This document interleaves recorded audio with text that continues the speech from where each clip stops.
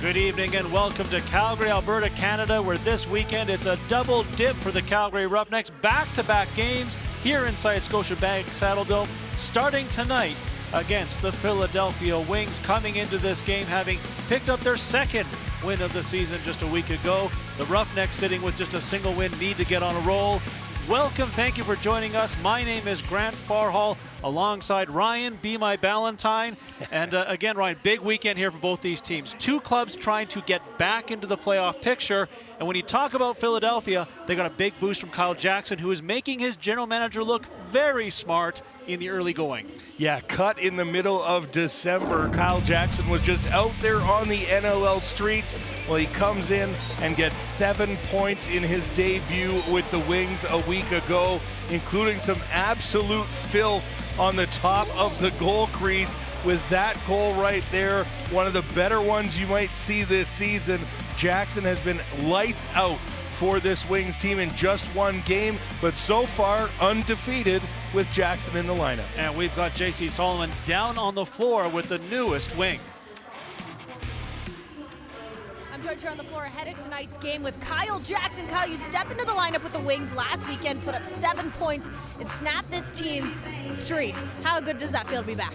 Yeah, it feels awesome. It's a great group of guys, and I'm just excited to get another win tonight. And coming into this lineup, what do you feel like makes you the difference maker here? I think anywhere I go, I try to bring speed, athleticism, and a positive attitude, and I think that I brought that last week, and it worked out for us. Great, thanks, Kyle. Best of luck tonight. So that's the new face for Philadelphia. One of the, not old faces, but a guy that's really picking up steam is Brennan O'Neill, the super sophomore, one of the Rookie of the Year candidates from last year. And Ryan, he has found a new level in his second year. Yeah, 37 points on the season to lead the team at this point of the year. 18 goals and 19 assists. Just an absolute power shooter. Steps into the lane and whips it past opposing goaltenders. As you can see, 3 there on Matt Vince, one of the best goalies in the history of the game.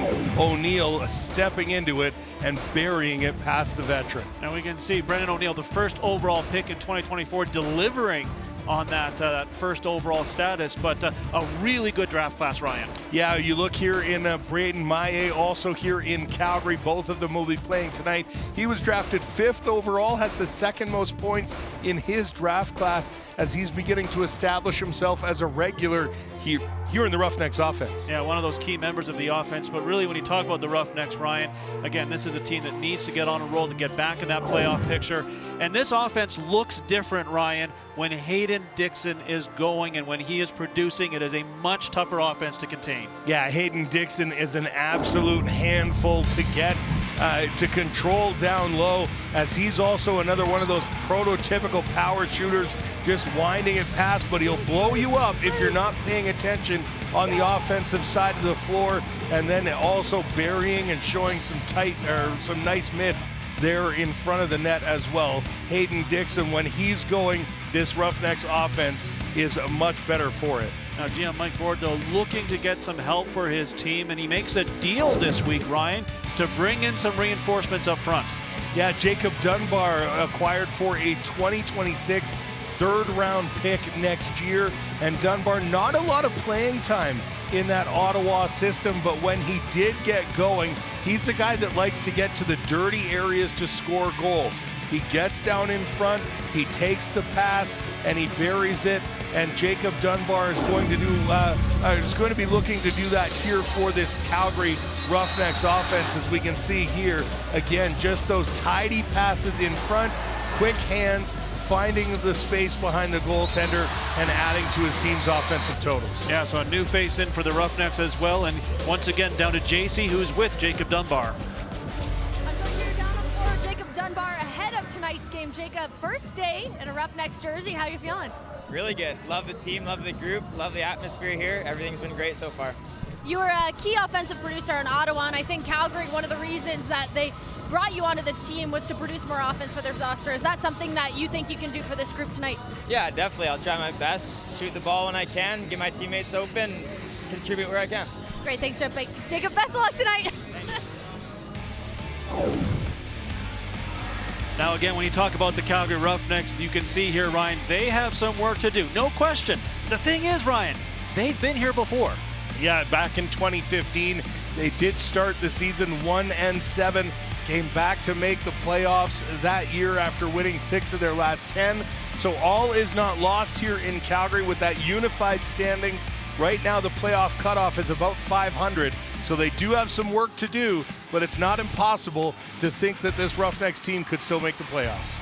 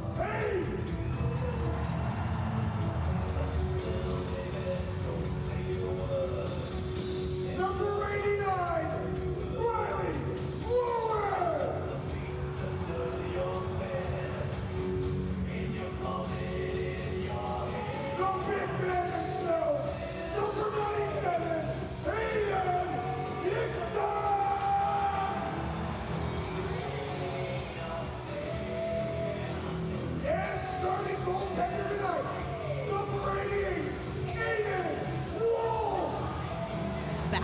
Yeah, it feels awesome. It's a great group of guys, and I'm just excited to get another win tonight. And coming into this lineup, what do you feel like makes you the difference maker here? I think anywhere I go, I try to bring speed, athleticism, and a positive attitude, and I think that I brought that last week, and it worked out for us. Great, thanks, Kyle. Best of luck tonight. So that's the new face for Philadelphia. One of the not old faces, but a guy that's really. Give it up one more time for your Calgary Roughnecks!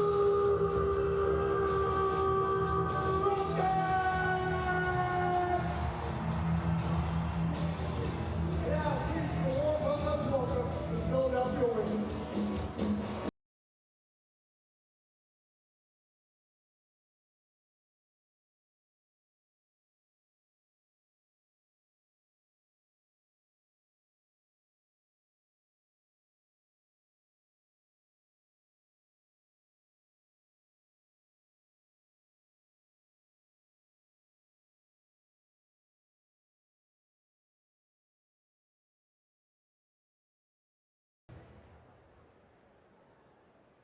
Welcome everyone to tonight's matchup in the Roughnecks. Tonight is our Galentine's night. Thank you for joining us. To begin our evening, we have a special ceremony to honor the women and girls in the local lacrosse community. We would like to start by recognizing a staple member of the Fury Lacrosse organization, Jackie Bretzer. Described as the heartbeat of her lacrosse community, she was the loudest cheer, the warmest smile, and the person who made every player feel included and supported. Jackie gave endlessly to her daughter's team, to Fury Lacrosse, to the Silvertips, and to the sport she loved. As one of the Roughnecks season ticket holders, she was also one of our biggest fans. Her spirit, her generosity, and her joy will always be a part of our lacrosse family. We would like to now ask the Roughnecks to join us in a moment of applause for Jackie and all she has done for lacrosse in Calgary.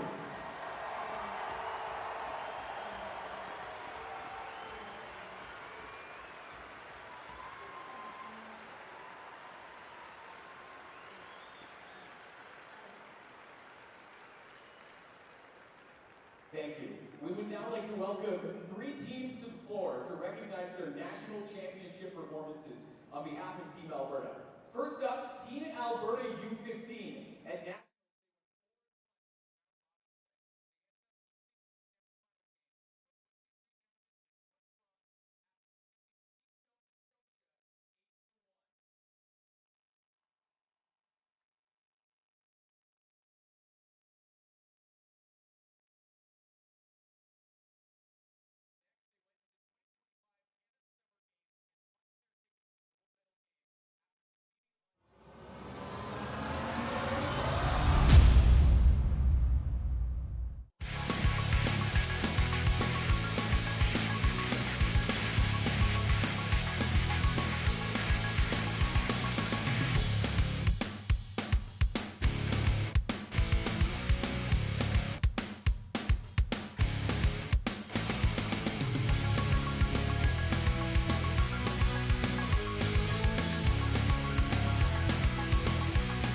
Good evening and welcome to Calgary, Alberta, Canada, where this weekend it's a double dip for the Calgary Roughnecks. Back-to-back games here inside Scotiabank Saddledome, starting tonight against the Philadelphia Wings, coming into this game having picked up their second win of the season just a week ago. The Roughnecks sitting with just a single win, need to get on a roll.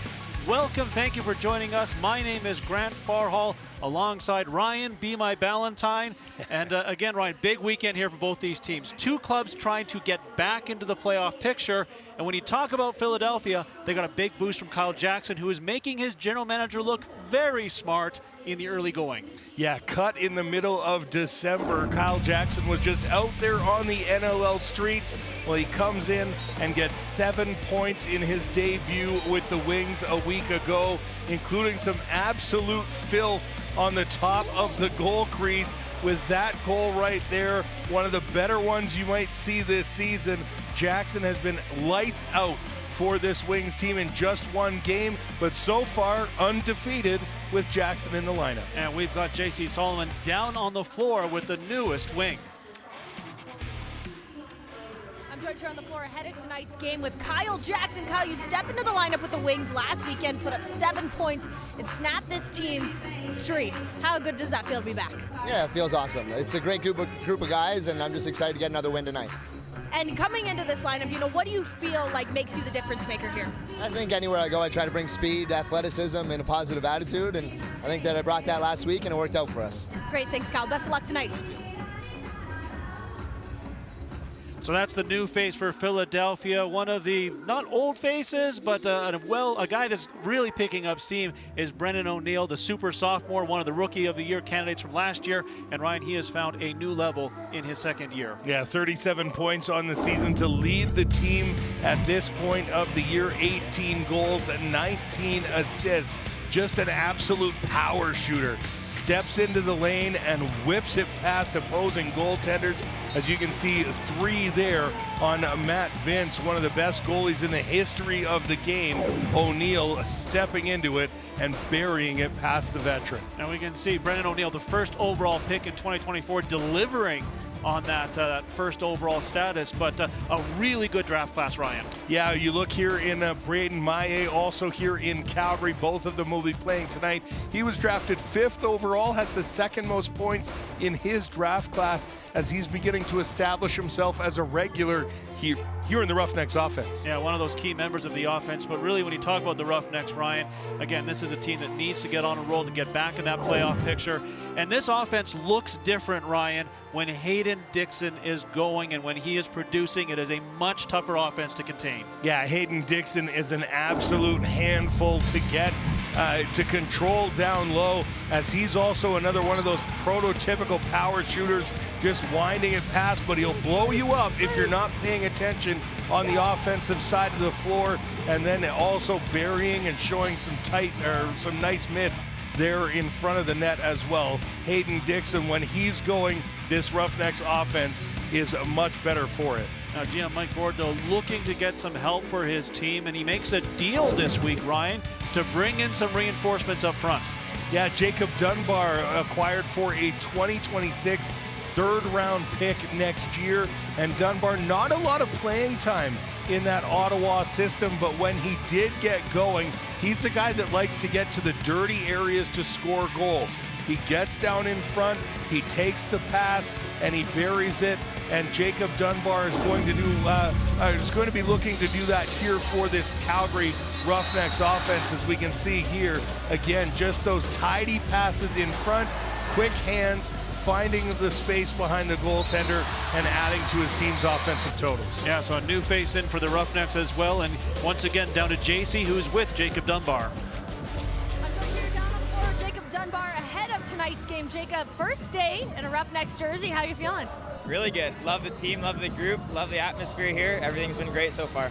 You were a key offensive producer in Ottawa, and I think Calgary, one of the reasons that they brought you onto this team was to produce more offense for their roster. Is that something that you think you can do for this group tonight? Yeah, definitely. I'll try my best, shoot the ball when I can, get my teammates open, contribute where I can. Great, thanks, Jacob. Best of luck tonight. Now again, when you talk about the Calgary Roughnecks, you can see here, Ryan, they have some work to do, no question. The thing is, Ryan, they've been here before. Yeah, back in 2015, they did start the season 1-7, came back to make the playoffs that year after winning 6 of their last 10. So all is not lost here in Calgary with that unified standings. Right now, the playoff cutoff is about 500. So they do have some work to do, but it's not impossible to think that this Roughnecks team could still make the playoffs.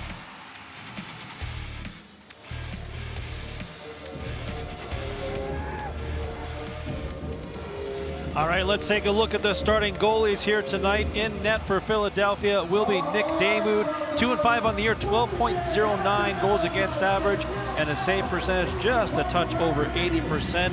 At the other end of the floor, it will be Aiden Walsh in net for the Roughnecks, 1-7 on the season, 12.54 goals against average, and a save percentage of 77.1% on the season. His first season as the new #1 goalie for the Calgary Roughnecks.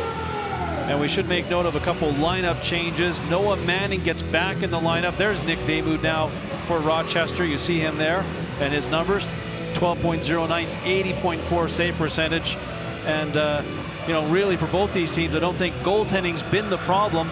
So I mentioned Noah Manning back in the lineup for the Calgary Roughnecks. He missed last night's game. Of note for Philadelphia, they get back a big boost to their lineup. Phil Caputo gets back into the lineup. However, Blaze Reardon just put back on IR before this one this weekend, and we are underway. And it is Philadelphia getting the first possession here, and they will try to do some early damage as they move it from the far side.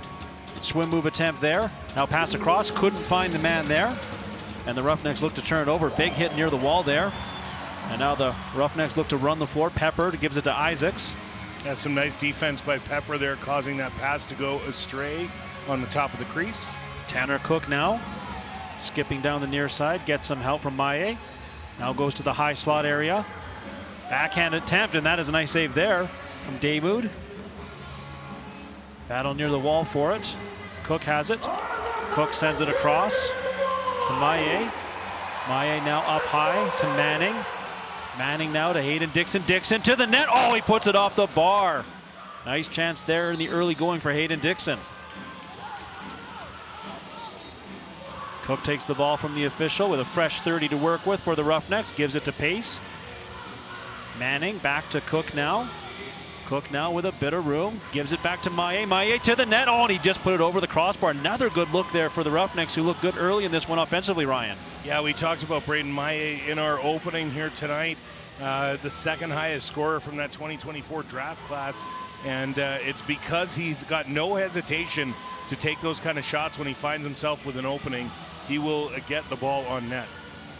Now it's Philadelphia's turn to try and open the scoring here. Played over to Resetaritz with it. Tries to spin off the defender, now with some room. Resetaritz fakes the shot to the slot, takes the shot, and a nice save there by Aiden Walsh to keep it out. And a nifty chance there from Joe Resetaritz. Yeah, lots of fakes in there from Resetaritz. The one-time Roughneck trying to find himself, trying to open the scoring here today, just unable to beat Aiden Walsh. There's Dunbar, the new Roughneck, on the floor now for the first time. He passes off to Pace. Pace now to Maillet. Maillet closes in, has room to the net, takes the shot and just got interrupted. A sliding over at the last second. Liam Patton got in the way of that one and just got enough of the stick, I think, to put that ball over the net. Yeah, and Maillet fighting for it behind the net as well. It bounces through the crease and he picks it up there, so it does end up going the Wings' way. But again, Maillet just all over it, trying to find his spots offensively. Lots of confidence in the young offensive rookie. That was a hard shot by Sam LeClaire, saved by Walsh. Wings, though, get a fresh 30. Ooh, a nice attempt there by O'Neill. Save made. There might have been a foot in the crease as well. A little bit of creativity there. He was fighting off defenders with one hand and throwing it one-handed at Walsh with the other, but unable to beat the young goaltender. So no score early in this one, as we're 12 minutes remaining in the first. Good chances for both teams. Cook tries his luck from well outside, missed the net though. And now battle near the wall. Calgary trying to create a turnover to keep possession here, and they do. Nice physical play on the forecheck there to get the ball back. Yeah, nice clean teamwork too. Passing the player from one defender to the next, allowing them to get that in there. Big hit down low. Dixon now, another chance, another shot, another save there from Damoud. And now the Wings will come back down the other end of the floor as we're still looking for our first goal of this contest. Though again, both teams have had several grade A chances. It's the goaltending standing tall so far in this one. Sowers with it. Sowers now looking to cut to the net, passes off to Resetaritz. Oh, what a pass down low, and they score. Oh, Resetaritz with a beautiful setup. And cashing in is Phil Caputo back in the lineup and back on the scoreboard. 1-0 Philly. What a feed from Resetaritz. He gets that backhand pass, winds up and just floats it over to Caputo, who puts it home, making no mistake on that shot as he gets a little bit of that quick stick opportunity, and he's able to beat Walsh. Just a slight adjustment there, just enough to get it past Walsh, and it looks like they're going to be challenging this to see whether or not Caputo was in the crease. Caputo looking shocked here on the Wings bench that they would dare ask whether or not that was a valid goal. So as it stands right now, 1-0 for the Wings. Call on the floor was good goal, so there has to be enough evidence to turn that over. And you'd got to think it's got to be pretty clear from the Roughnecks. You're not going to go on a fishing expedition with a 1-0 game with that much time to go. So you got to think that Coach Sanderson has a good idea that this one should come back. And we'll try and get here. We'll get our first look here on the replay.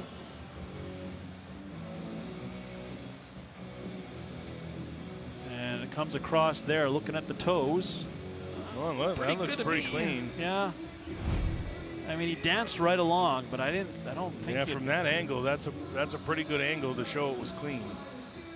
Right there. The question is whether or not his foot drifts in. That's what they're looking at, clearly. And great new technology this year for our officials to be able to view multiple angles and put things together. You saw the referee just grab the screen and zoom in. Yeah, that's the step right there. They're trying to make sure. And the Adam Levi zoom. That's right. As we get in a little deeper. That overhead view doesn't seem to be much help. So the question is, did his toe touch right in that spot? And again, it has to be enough evidence to turn over the call on the floor, which was good goal. And credit the bit of the voyeur cam here from our team, able to get in to that back of the penalty box there. There's another look at it. I don't know if we'll be able to see much here from the angle. Can't tell. Well, I mean, that's actually a pretty good angle. I don't think he's in the crease. Yeah, I haven't seen an angle that made me thought he was in the crease yet. But we will see what the official goal call is.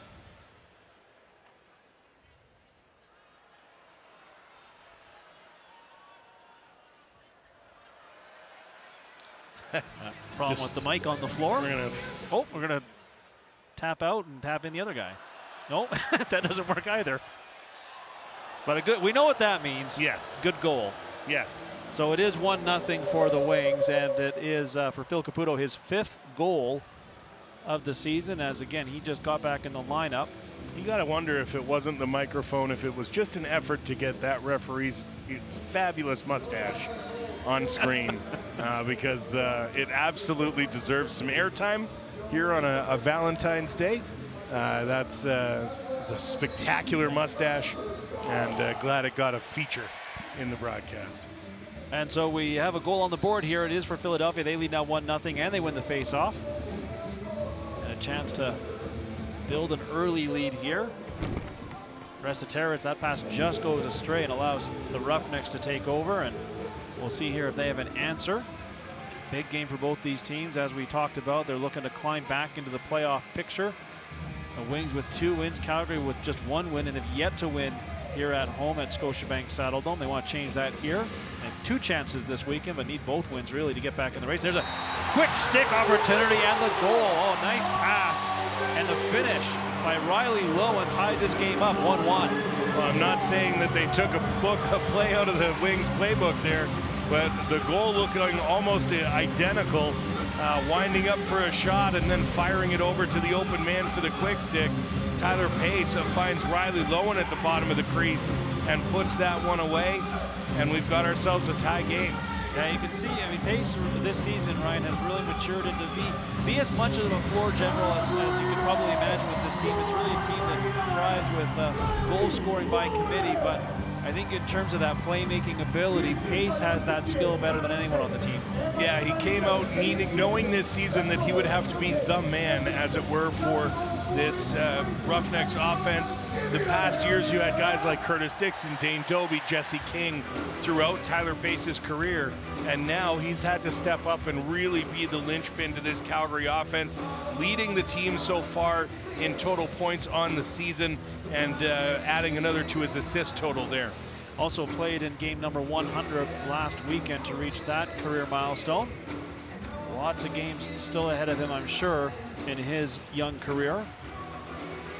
Face-off controlled or awarded to the Roughnecks, so they'll have a chance to take their first lead of the game. We're 10 minutes and 25 seconds still remaining. Now Cook to the net, takes the shot, he scores. Tanner Cook with a beauty. It's 2-1 Calgary. Well, we talked earlier about Hayden Dixon getting going and what that could do for a Roughnecks offense.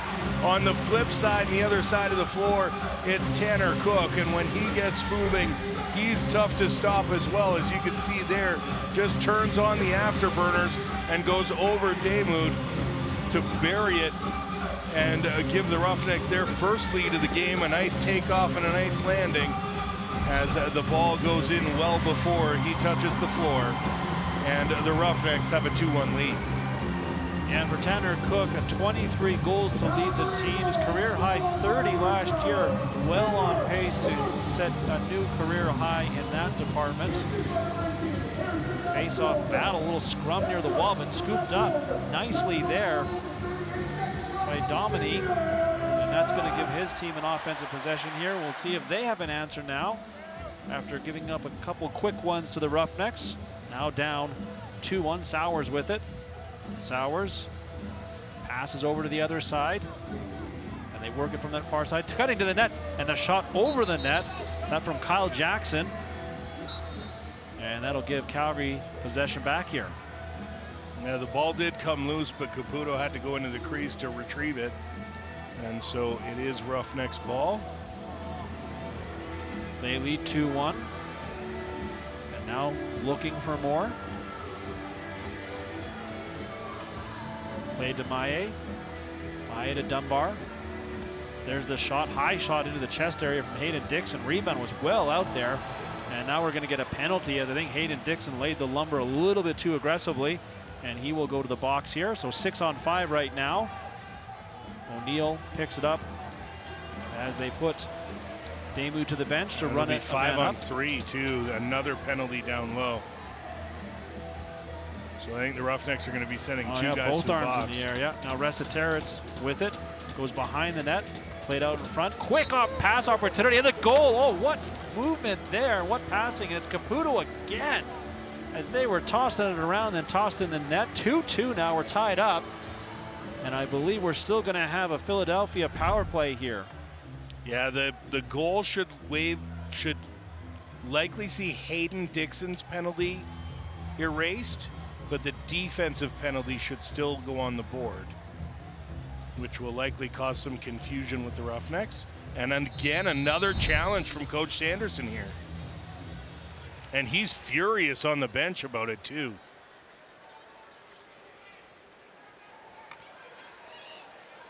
Oh, so I think what I'm in, and believe it or not, I can hear Sanderson from the bench across the arena in the press box with my headphones on. It sounds like he's saying that the ball, or that Caputo went through the crease, and therefore he should have been ineligible to catch the ball as the next player to touch it. So in the meantime, the penalty was to Hayden Dixon for cross-checking, which was negated for the time being by the goal. They did not call, that I saw, Ryan, a second penalty there. So they're going to review it now. If the goal stands, the Dixon penalty will be negated. If the goal is called off, then Philadelphia will get the power play. Well, and there might have been another player in the crease as well from that overhead shot that we just saw. So a lot going on here. Yeah, the video review getting an early workout in this one. Again, call on the floor this time again. Good goal. Here we get another look here, Ryan. So there's Caputo going around the back, but he's not in the crease. But does the other player step in before, or did Caputo go through the other side of the crease? Well, we see what that fan thinks. Oh, not that that's gets consensus now. A pair of future referees in the stands. Oh, and they've made a pretty quick time. decision on this one, which, again, I didn't see anything that would take that away, but and the officials are now going to go over, and this leads me to believe that I think that this is going to come off the board, and there'll be a penalty to Calgary. So the shooter was in the crease. Yeah. And so there is no goal there. So our aspiring officials had it right. But that does mean that the penalty does now go back on the board for Hayden Dixon. And it does look like, Ryan, I saw both arms in the air as well, but I think it's just the one penalty. Although now, no, actually it is 2 penalties. I stand corrected, as now it is Tanner Cook going in the box as well. So it will be a full 2-minute 5-on-3 for Philadelphia. We'll have that power play for you when we come back. 2-1, the Roughnecks lead this one. You're watching the National Lacrosse League.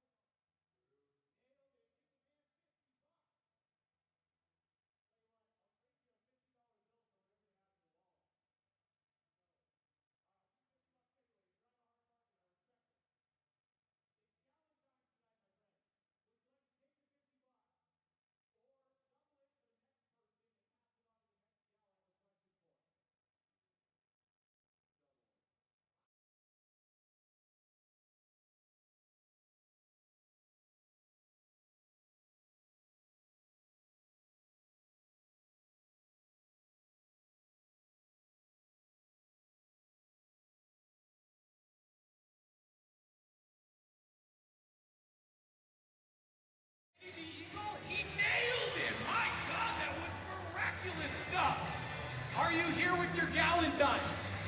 Yeah. Fire Welcome back. Welcome back. The Roughnecks lead 2-1 with 8:56 left here in the first. Taking a look back at last weekend, a couple of big milestones were hit for the Roughnecks. Tyler Pace hit the 100-game mark in the NLL, and Justin Anasio reached 500 career face-off wins. 2 very impressive accomplishments for this team, and a reflection of the leadership and consistency in this lineup.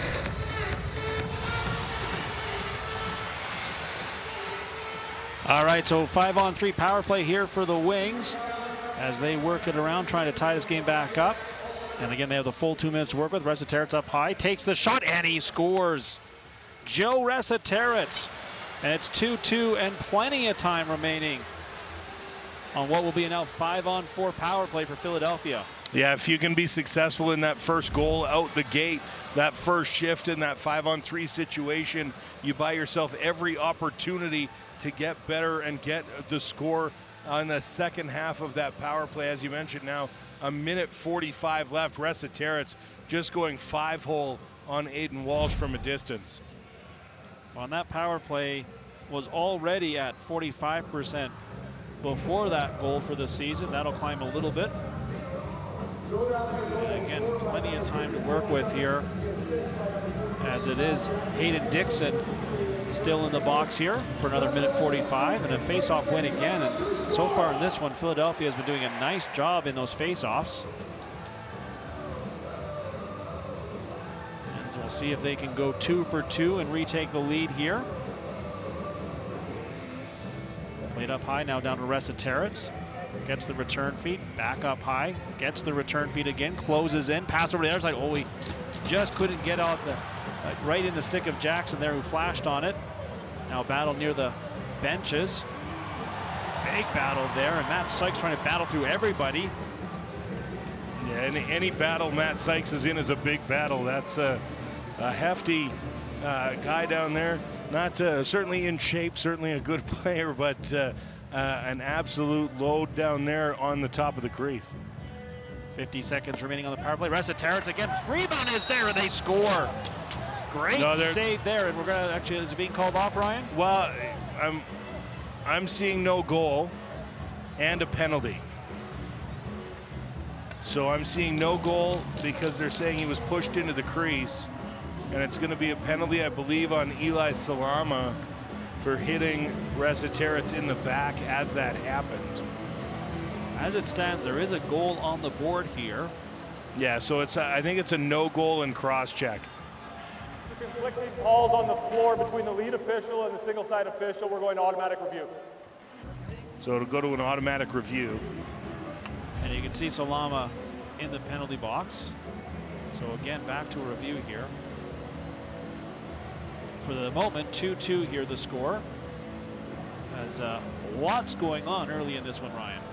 Yeah, a ton of action in the replay box, that's for sure, as we've had 2 replay challenges, as well as now this third official review. And so far, for the home fans, they've split them. Well, I guess for the away fans, they've split them as well, with both teams winning a challenge so far. It's a nice first save by Walsh there.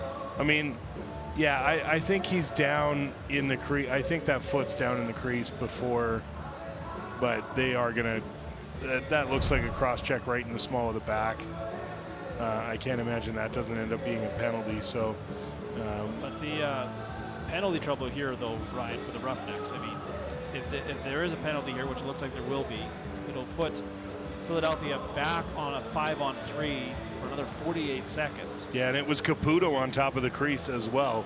So third time he's been involved in that goal line action. So no goal. No, that was they're just making the rule here. After review, ruling on the field is no goal. Calgary, number 13, has a 2-minute minor for check from behind. Philadelphia ball. Penalty, so it's still 2-2. And it's back to 5-on-3. Back to 5-on-3 for 48 seconds. And again, Philadelphia made quick work of that as Joe Resiterit's got the power play goal on the 5-on-3 just a couple minutes ago. Caputo, as you say, has been in the middle of everything here so far here tonight. Ryan, he takes the ball from the official, passes to Jackson, back to Caputo. They go back and forth. And now they'll work it to Resiterit. Jackson over to Caputo. Oh, nice save there by Walsh as he goes post to post. Resiterit finds the ball near the boards though. Resets the 30. Caputo again down low, and again another nice save by Walsh. I think Caputo's taken 5 or 6 shots, and I'm not sure he's had 5 or 6 total inches from the crease when he's taken them. Yeah, he is again back in the lineup here just tonight and definitely making an impact. So Calgary now still down 2 men, but they've only got 5 seconds remaining in that Hayden-Dixon original penalty. Maye now in the corner, trapped down there, just trying to buy more time, and just to get the shot clock down all the way through the full 30. And that'll give Philadelphia possession back here. Now just a 5-on-4 man-up situation with exactly 60 seconds to go in that power play. 2-2 in what has been an eventful first quarter here tonight at Scotiabank Saddledome. Lots of goals, but only 4 of them on the board so far that have counted. As we're tied 2-2, Resiterit now is back and forth. Resiterit still quarterbacking that. Now he passes off. There's the shot over the net. Wicked looking shot there. Resiterit will fire it in. Does not get it off in time. He beats Walsh from distance, but it will not count. And Calgary has another 32 seconds here to kill off here on the shorthanded situation. Lots of times they've gotten the ball behind Walsh, but still only 2-2 on the scoreboard. There's another opportunity for Riley Lowen working shorthanded. A nice save there by Damoud. And now 10 seconds remaining. Calgary will be grateful if they can wind that down and get back to some 5-on-5 lacrosse here. Philadelphia looking to change that though. There's Resiterit on the ball, and now we're back to 5-on-5. As Salam is out of the box and into the play. There's the shot, scores though. As that is Kyle Jackson continuing to have the hot stick for Philadelphia, and they now lead this one 3-2. Yeah, Jackson had 7 points last week, and just a nice 2-man game from either side of the crease here between with Jackson, and he gets it eventually to go, but some nice work kind of going back and forth on either side of the floor, keeping Walsh having to go side to side and not sure whether or not to expect another short stick opportunity on the far side. So after all that, they get through the penalties. Well, they give up that one, the original Joe Resiterit, but then the penalty expires there, but Wings keep possession, eventually do get the goal from Kyle Jackson, and they now lead this one 3-2. Face-off battle. Bo Columbus against Justin Inacio. Eventually it's released, and this time Calgary does get possession. A little rough stuff there between Columbus and Riley Isaacs. Nothing comes of it. Got to credit the parents there. Bo Columbus, an all-time moniker. Great name. So then, oh, what a save there. Oh, it's in! Damoud says, no, it's not. He's shaking his head. The goal light is on. We may see yet another replay here, as that was emphatic from Damoud. It's Tyler Pace, I believe, who would get the goal. For the moment, it's 3-3. I thought Damoud might have gotten it as well, but the goal light came on. We'll get a look there. And you can see Damoud immediately saying no, Pace saying immediately yes. Neither one of them are biased in any situation. I love it. He's shaking his head and Pace is pointing at the goal. Yeah, and I think a challenge flag may have been, challenge flag's been thrown there. So we'll get yet another video review here. For the moment, 3-3. Ryan, this will be our fourth review of the opening quarter, I believe. Yes. Yeah, just in case. We wanted to get another review. So the new technology Philadelphia is challenging the ruling on the field of a good goal. We will review the play. I mean, it did look like Tyler Pace went through the edge of the crease, so the question is whether or not, it was clearly across the goal line. The question is whether or not it was across the goal line before Tyler Pace touches the ground or not. And when does it go in? That'll be an impossibly tough call to make from the referee's position there. When does it drop over the line? In the last angle, we had, it showed it was over his shoulder. And it's right in the there. net. Yeah, okay, right here you can see it. Yeah, so there right it is in the net. Okay, yeah. So, but you can't see Tyler Pace's feet from that angle. So are we going to have an angle that gives you that view?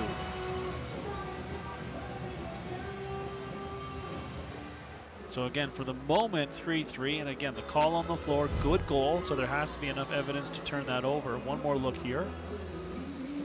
Can't see when he lands there at all. You can't see when he lands. No. And so if that's your best angle, that might be tough to overturn. I think Damoud thought he saved it, actually. Yeah, well, because when he looked down, it was in front of him. In front of him, yeah. It kind of rolled down and then back on the other side of the line. It comes off his shoulder and then comes back out through his legs. So we'll see what the officials call here. But tough to overturn. After review, the call on the field is overturned. We have no goal. Calgary shooter steps in the crease prior to the ball crossing the goal line. It's Philadelphia ball starting down at the crease. So they had an angle there that they must have been able to see when he landed in the crease. So back to 3-2. And you do have composite angles. The National Lacrosse League does allow you to combine different timing of angles, and you don't have to specifically see it in one shot in order to have that conclusive evidence to overturn. The preponderance of evidence, if you will, to borrow from our Law and Order TV shows, will allow you to make that call. Sowers now with it, takes a shot, misses. The net rebound is available. And Walsh comes out to take care of business himself. And Calgary now comes down the floor, now trailing 3-2 once again, or still trailing 3-2 to be accurate, I suppose. And looking to change that, Maillet passes to Cook. Cook swings it across, now gets it back from Lowen. Little stutter step, sends it over to Pace. Got that goal taken off moments ago. Nice pass and a nice save there by Damoud as he somehow kept that out. Yeah, nice stop right on top of the crease there as Damoud kept that one from heading into the net, maintained his 1-goal lead. Now Jackson passes off and sends it down low. Now the high slot area, Jackson has it again, trying to find a little bit of room out there for himself. And eventually comes over to the near side. Working from there, Resetares, nice pass, but well defended there was Caputo as he had Griffin Hall absolutely all over him. And now under 4 minutes to go, 3-2 still the score. Here's Maillet for the Roughnecks, skipping sideways down the near boards to Manning. Manning to Pace. Pace trying to get some room, finds a bit of room. Can't do much with it though, well defended. Now winds and fired, an easy save there by Damoud, and now he looks to send it down the floor. Yeah, you know that's not what the Roughnecks coaching staff is looking for in those situations. Earlier in the season we were talking about how they need to be successful is by spreading the ball around, making sure it's not spending 10 to 15 seconds in one guy's stick on an offensive possession. So well defended there by the Wings. Oh, Leclerc to the net, took some punishment, got a great chance, and a nice save there by Aiden Walsh. Ball is nearly thrown away. Isaacs has to scoop it up for the Roughnecks. He's under pressure immediately and taken ran into down. a double team. Holds on to the ball though. Yeah, Roughnecks managed to retain possession there. They still have 14 seconds to work with on the shot clock. Riley Lowen has it. Lowen now on the give and go. Now he just takes a shot, and that went off the bar, if it went off Nick Deanwood. Either way, it stayed out. Fresh 30 for the Roughnecks. Cook now tries his luck, punched aside. Ball is loose in the crease area, still loose. Cook finds it. Another fresh 30. And the crowd shows their appreciation for this Roughnecks offense, earning multiple opportunities. Well, these second and third chances, this is what kills the defense. See if Calgary can take advantage. Hayden Dixon scoops it up. Dixon now well defended, and now here comes Philadelphia in transition. Liam Patton all the way. Patton takes a shot off the bar. Pardon me, that was Bo Columbus going coast to coast. That would have been a massive goal. Now Calgary comes back down the floor immediately. Pace nearly tripped up, managed to keep his balance. Now hanging on to it. Has help off the bench from Tanner Cook. To Maillet. 10 to shoot. Right now, not sure what to do with it. Looking for some help, looking for some room. Finds Cook. Cook takes the shot. Another nice save by Deanwood. Rebound is available there again. Another battle for it right in that crease area. And again, it is Philadelphia that comes out of that pile up with it. Davis Allen has it in transition for the Wings. Now, 1:07 to go here in the first quarter. And penalty coming up here to the Roughnecks. Damien to the bench. So they're going to run the 6-on-5 again. Resetarits directing traffic. Gives it to Jackson. Back to Resetarits. Now he goes behind the net. They play out front. Beautiful passing again. There's the shot. Scores! Oh, it's that same play. Almost identical, Ryan, what we saw earlier in the game. And it's Philip Caputo again. Caputo has been all over this Roughnecks crease in the early going in the first quarter. That should wave off the penalty from the board. I think we saw this identical play earlier where they went behind the net and then Caputo snuck back out, got the beautiful feed and the quick finish. They've run that a couple times. And Henderson's already got the challenge flag in his hand. He wants to know if Caputo landed before it went in, and it looks like this time it's going to go back in the pocket. I was going to wonder if we had to send in a note to the NLL stats team to find out how many reviews would be a record in a quarter, because it sure seems like we might be touching it as we get towards the end of the first here. 40 seconds remaining. Calgary now down 4-2 to the Wings, who are on a 3-goal run here to take that lead. Roughnecks have had their chances, but Nick Deanwood has been really good in net. I would say so has Aiden Walsh. Not much opportunity for him to save any of those. There's a bit of a knuckler towards the net. Yeah, I think Maillet got hit as he shot that one. Now 15 seconds to go, so they'll send Deanwood to the bench and work 6-on-5, and that 6-on-5 has worked well for the Wings. Now 5 seconds to shoot. Resetarits has it. Resetarits passes to the corner, now up high. There's the shot, and just getting enough of it to the corner was Walsh.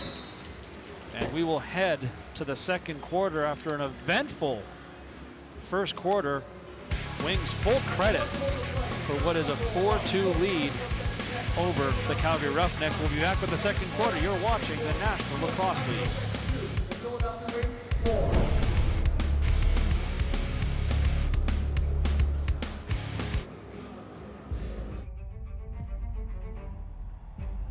This is the moment you waited all week for. It's Friday night. Whether you're at home or out on the town, it all starts here. No, he didn't! The weekend starts here Oh, what a move! with NLL Friday night on TSN.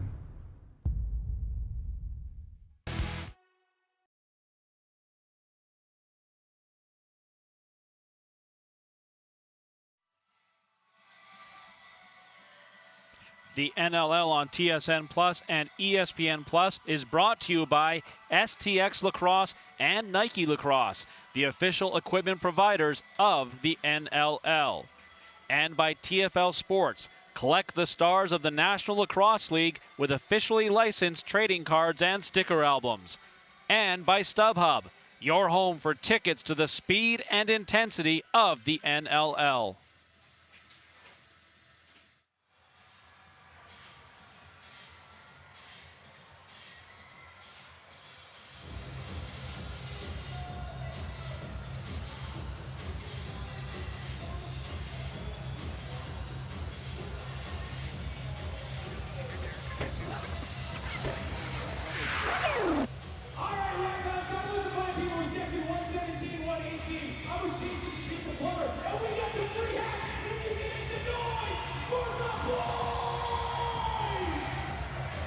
Taking a look at the NLL standings here, we can see here, Ryan, that both these teams tonight trying to get back above that red line, as right now they're sitting down near the bottom. Calgary sitting 1-7, Philadelphia 2-6, and this game means a lot. Both these teams may have to run the table to get back into the playoff picture. Yeah, 1-7 so far for this team. It's not looking good for the Roughnecks right now unless they start getting wins. They've got 2 games this weekend. They've got an opportunity to put themselves a little bit back into the mix, but they do have to win both. A tough test with Georgia coming in tomorrow night, which means they have to win against Philly tonight. Philly is feeling the same way, though. They also need a win tonight to get back into what would be their playoff picture. Both teams looking to end this weekend at 3-7. So we start the second quarter with Calgary trailing this one 4-2. And it is the Philadelphia Wings getting possession here as they look to build on the lead. We start the second quarter working 5-on-5. The Wings work it from the far side. Comes to Jackson. Jackson now to O'Neill. O'Neill looking for room. O'Neill still with it, hanging on. Spinning now, takes the shot. Save made there by Aidan Walsh. Rebound is being battled for in front of the net. Walsh up with it, looking to play it down the floor. And does, but it gets away from everybody as Pepper couldn't find for the Roughnecks. And Philadelphia will get a chance to come right back down the floor again.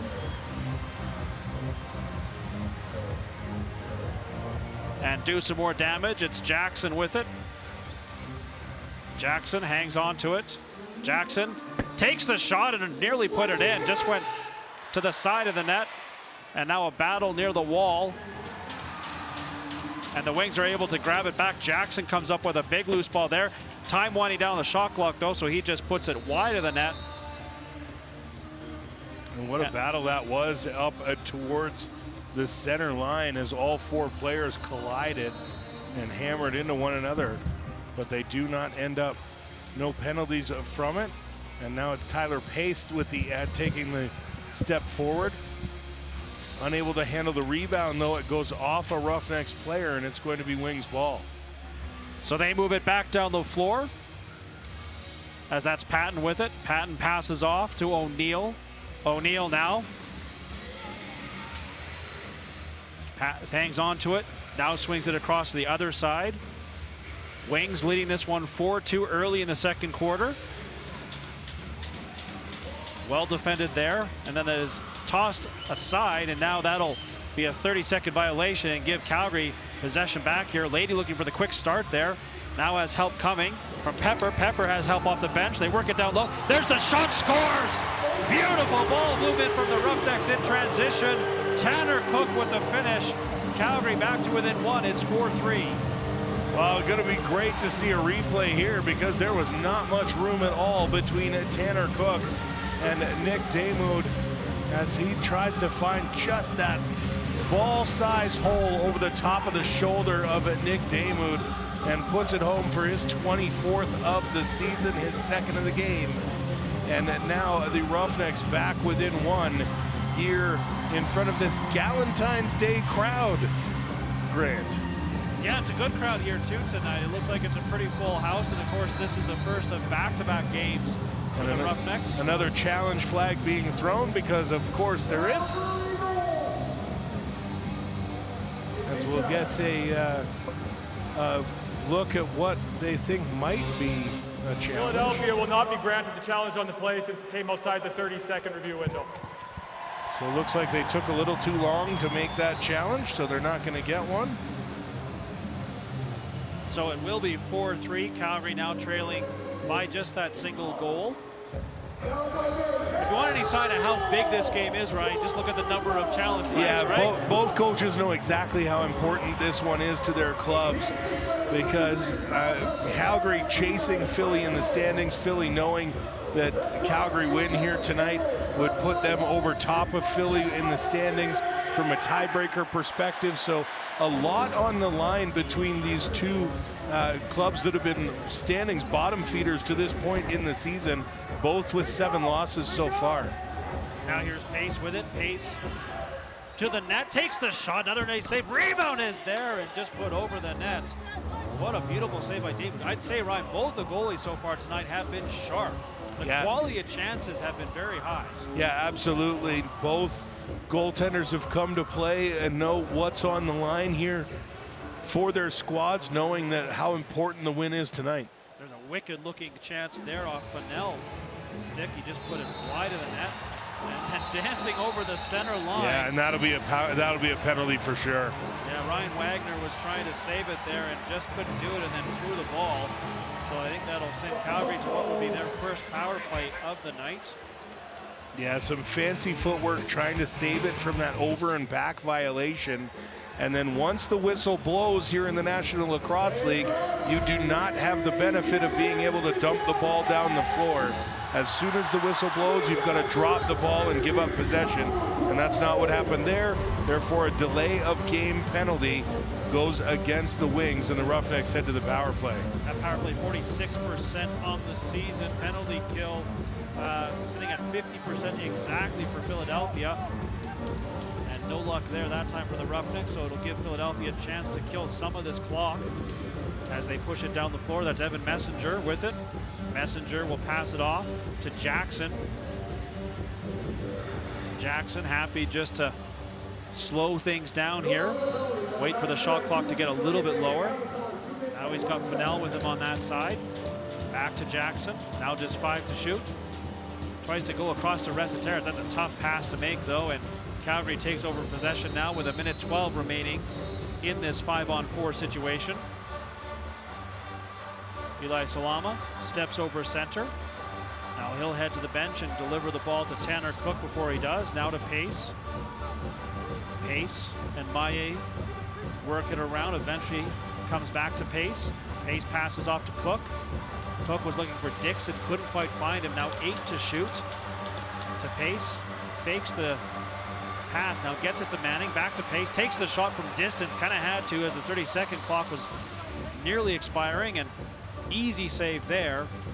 And 35 seconds remaining in the power play will give the Wings a chance to wind a good chunk of that down to 0 as they continue to lead this one 4-3 in the early second quarter. Now looking for an opportunity short-handed. Just 5 to shoot. Comes up high. That shot was blocked. Sam LeClaire was looking just to put it on net. Could not do so. And now just 7 seconds remaining in the Calgary power play. We'll get back to 5-on-5 lacrosse right now. So Calgary 0 for 1 now on the power play, but still with possession. Pace just shakes off that defender. Manning now to Cook. Cook takes the shot. Oh, off the goaltender and then off the post as Damoud got 98% of it, and it nearly went in with the remaining 2%, but stayed out to keep the score 4-3. Well, they say you got to be good to be lucky and lucky to be good. Nick Damoud, a little bit of both on that save. Jackson now dancing around, shakes off the defender. Nice pass. There's the shot. That's blocked. And into the crowd. I believe it will be Philadelphia possession as they lead here over the Calgary Roughnecks 4-3. 9:41 to go here in the second quarter as the Wings look for win number 3 on the NLL season, while meantime the Roughnecks looking for their second win And first at home, you're watching the National Lacrosse League. He's just won 3 balls.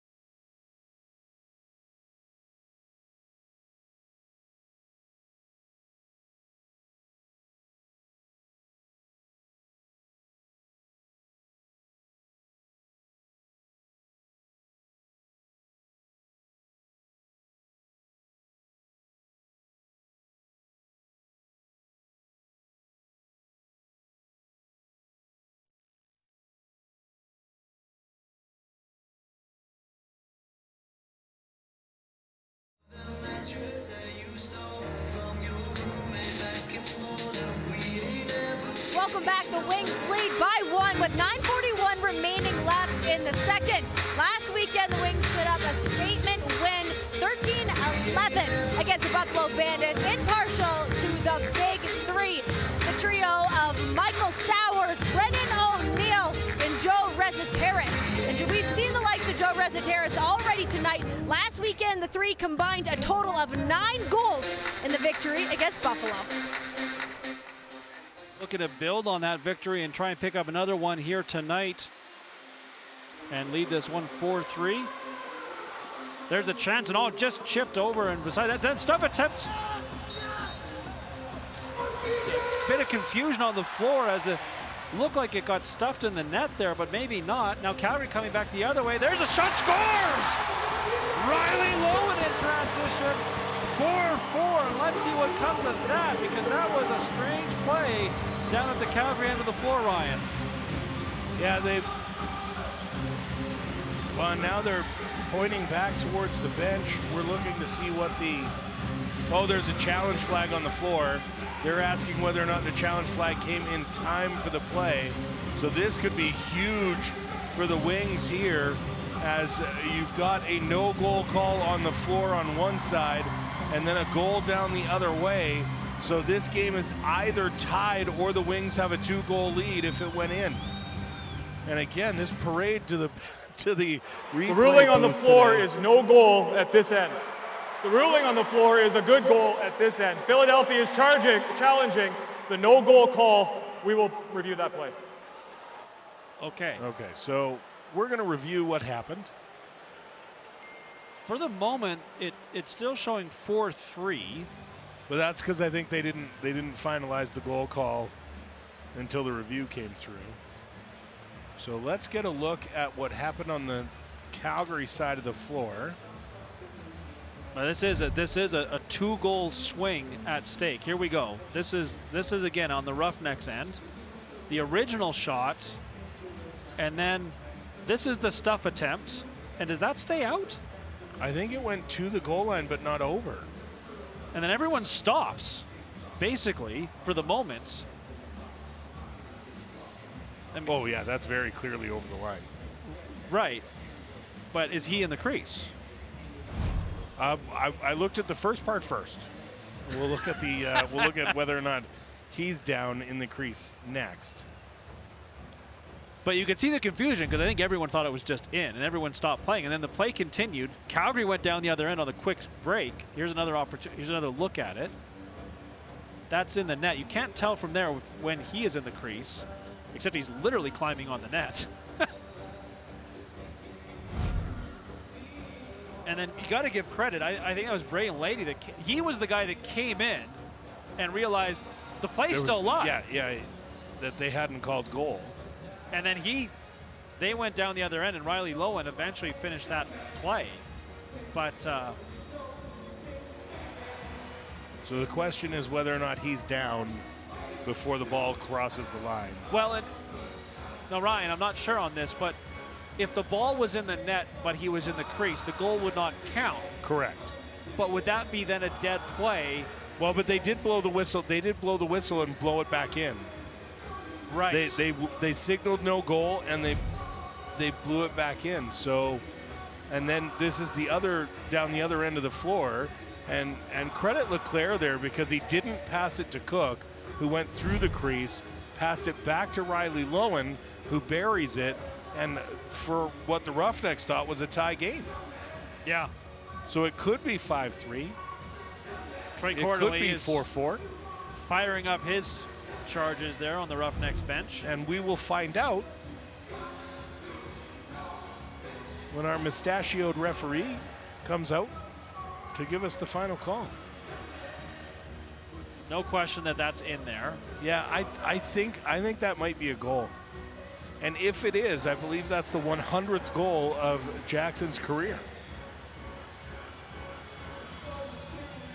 So and they're also checking the other side to see if there was somebody in there. I mean, we've got a lot of different looks at this. That would be goal 150, actually. Or 150, thank you. Yeah. Apologies. Boy, does he look effective, though, for this Philadelphia team. I mean, what a savvy signing. Absolutely. Here, we'll get the ruling now. Inconclusive evidence. The call down here is no goal. The call down here is confirmed as a Yep! Wow. So no goal. So no goal for Jackson. Goal for Riley Lowen. It's 4-4. And they said just basically due to inconclusive evidence. They specifically said they did not have enough to overturn the ruling at the far end of the floor. And so as a result, we have ourselves a tie game. And the Roughnecks get possession off the face-off. And now a chance to take a lead here and really grab some momentum in this contest. Dunbar, newly acquired for the Roughnecks, passes off. Now Cook has it. Cook passes to Maye, and a nice save there by Damu, who now plays it ahead. Patton in transition, looking to do something quick. There's the shot up high. Nice save there by Aiden Walsh. Rebound controlled nicely by the Roughnecks. Now ahead is Cook to the net, and a nice save by Damu as he stones Tanner Cook point blank. What a pass that was from Lady as well. So 4-4 still the score here. And now the Wings look to take the lead back. Fennell has it. Takes a shot there. Pardon me, that was O'Neill. O'Neill with it again to Jackson. Jackson now sends it across the far side. Resiterit spins off his man to O'Neill. O'Neill now to Fennell. Fennell to Jackson. Jackson gets a bit of a pick. Now tries a shot. That's blocked. And the Roughnecks try to run it down the floor, but immediately greeted there was Pepper. And Salama's tossed to the ground as things start to get physical. And that will be Philadelphia possession on some excellent forechecking. Yeah, Salama doesn't like that one. It turned into an 8-second violation as the Roughnecks were not able to get it over half within that 8-second count. Salama thought there should have been a loose ball foul there as he was chopped down trying to retrieve it. Now 10 seconds on the shot clock for Philadelphia. Jackson passes over to the far side. Now just 5 to shoot. There's the shot in on Walsh and dumped as he was getting rid of it there. Was Michael Sowers, but he got the shot off and it was a good shot. Walsh had to be sharp there to keep the score 4-4. Now under 7 minutes to go in the first half here. Manning passes off to Maye, now to Tanner Cook. Cook now to Hayden Dixon with 10 to shoot. Dixon muscles off the defender. His shot is blocked Up high too, that one would have stung. But now in transition, here comes Ben Cromer for Philadelphia. He'll give it to Patrick Foley. And now the offense gets on the floor. Nearly lost there though. Now O'Neal with it, O'Neal, nice move. Looking for a man, and then a sandwich there as Jackson got caught by two defenders for the Roughnecks who came together on him. Now here's Cook with it, Cook with a bit of room. Now he pulls up, he's gonna let the offense get on the floor with him. Now sends it to Maillet. Maillet to Pace. Pace now, passes off. Maillet with it again, to the net, up high, tries the shot, and another nice save there by Nick Damu. Braden Maillet just again, no hesitation to go to the net and do some damage. 5:37 to go here in the first half. 4-4, all tied up. Eric Fennell with it. Hesitates, passes off. Now comes to Jackson, takes a shot, scores! Kyle Jackson again. And it's 5-4, and there is goal number 150 for Kyle Jackson, Ryan. Well, you knew it was going to be a matter of time for him to get 150, and he just steps into this one, uses the defender as a bit of a release screen, and fires it past Aiden Walsh to restore that Philadelphia lead.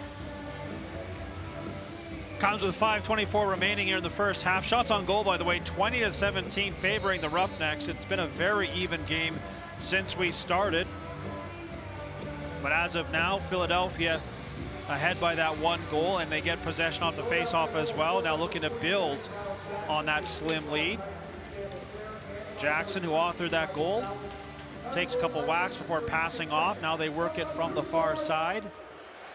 That's Resetarits with it, to the net, takes the shot, Walsh makes the save, and the rebound is gathered in nicely by the Roughnecks. Now Salama runs the floor, looking for help off the bench. Manning didn't see someone coming and turns it over. Nice defense there by the Wings, and now they'll look for an opportunity in transition.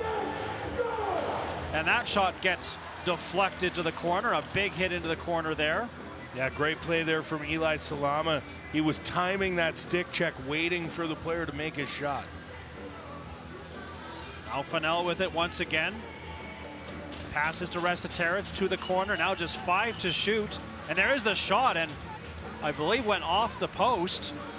Now battle for that loose ball, and Calgary is able to come out with it.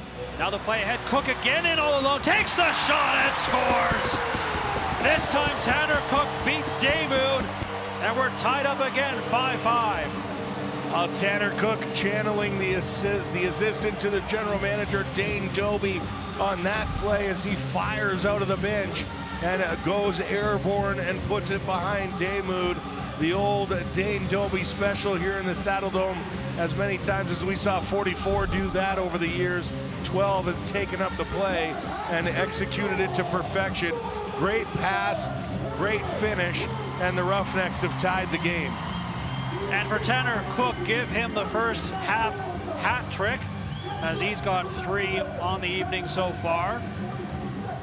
Another face-off battle and another win for Philadelphia for the moment. Actually now a battle right near that Wings bench. And it is going to be controlled by the Roughnecks. They're going to have to move it down the floor quickly. Isaacs gets it over half to Pepper. Pepper now taking a look at his options.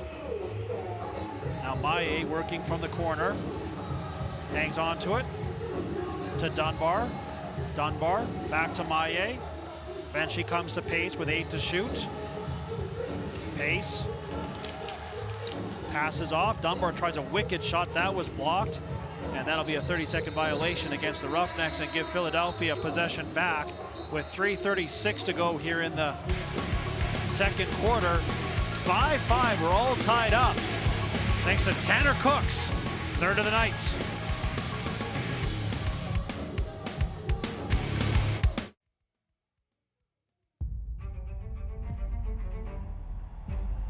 This is the moment you waited all week for. It's Friday night. Whether you're at home or out on the town, It all starts here. No, he didn't! The weekend starts here Oh, what a move! with NLL Friday night on TSN.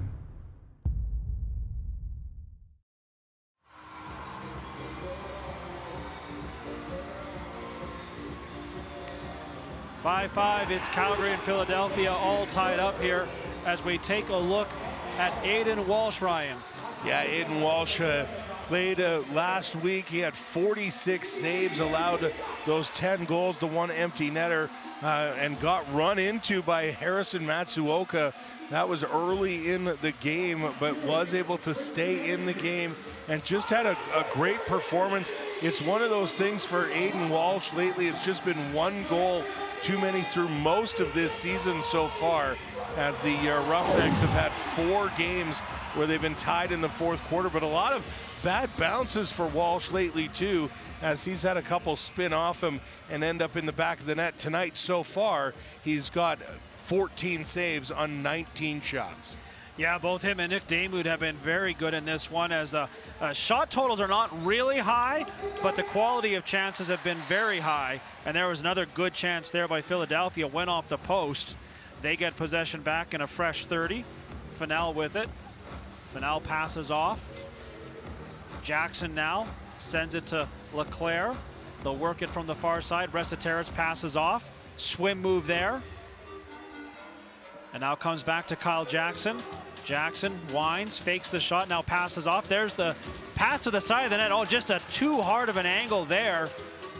And that'll be a 30-second violation against Philadelphia. But you can see what they were trying to do there. But Eric Fennell just got a little too deep, a little bit too hard of an angle, Ryan. Yeah, it looks like the Roughnecks defenders are pushing those guys on the crease down below the goal line, trying to keep them in that area. It's well defined on the field here with that blue area behind the crease, behind the goal line. But I think they've had enough of those quick stick opportunities right on the other side of the goal mouth. And so now what they're doing is trying to shut them down, drive them a little lower, and keep them below the goal line, make those shots impossible. Nice defense there by the Wings, and that'll give them possession back with 2:18 and some rough stuff over near the Roughnecks bench, but it looks like cooler heads will prevail. But they're still jawing each other a bit as they get to the benches. Meantime, it's the Wings now looking to take back the lead here. And that is O'Neill with it. O'Neill passes off. Now just 5 to shoot. They're looking down to the high crease area to Resetarits. That doesn't work.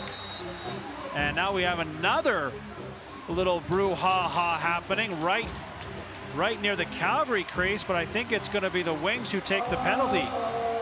Yeah, Bennett Smith was involved down low, and it's going to be Eric Fennell, who sits for 2 or less, just grabbed the mask of the defender, Bennett Smith, and just wandered around with it. Like you can see just there in the replay, just grabs onto his face mask and starts running, reefing his head around. So 2 minutes for roughing, well earned there from Fennell, but the Roughnecks with a chance to take their first lead since it was 2-1. That pass attempt from Cook goes off the defender. Now Dunbar with a bid for his first goal as a member of the Roughnecks, and he's turned aside. Nice save there by Damoud. Cook went no look on that pass, and I think it might have surprised Dunbar, even though he caught it. He's probably, I think he's only had a practice with his new teammates, so probably still getting adjusted to where he fits in. Now working short-handed. Nice move there by Sowers. Takes the shot. Walsh makes the save. Now looking immediately down the floor. Has Hayden Dixon in transition. Dixon thought about a shot, then didn't like what he had to see there, so he just turns back and lets the power play get on the floor. 50 seconds in the quarter remaining. I think he was trying to decide whether or not to pass it to Tanner Cook, but just decided last second to try and take the shot, and by then he was too close to the crease. Pace tries his luck. Another nice save by Dame, who has to chase down his own rebound, gives it away, and oh my goodness, what a save there as Alex Pace stepped in front of a yawning cage to take a goal away. might be your early candidate for save of the game. I mean, Damewood was nowhere near the net, and it was Pace who made a brilliant stop there to keep the score 5-5. Now just 4 seconds remaining in the quarter. Opportunity right in front of the crease. Might have countered if Maya had got it on there, but we will head to the locker rooms. 5-5.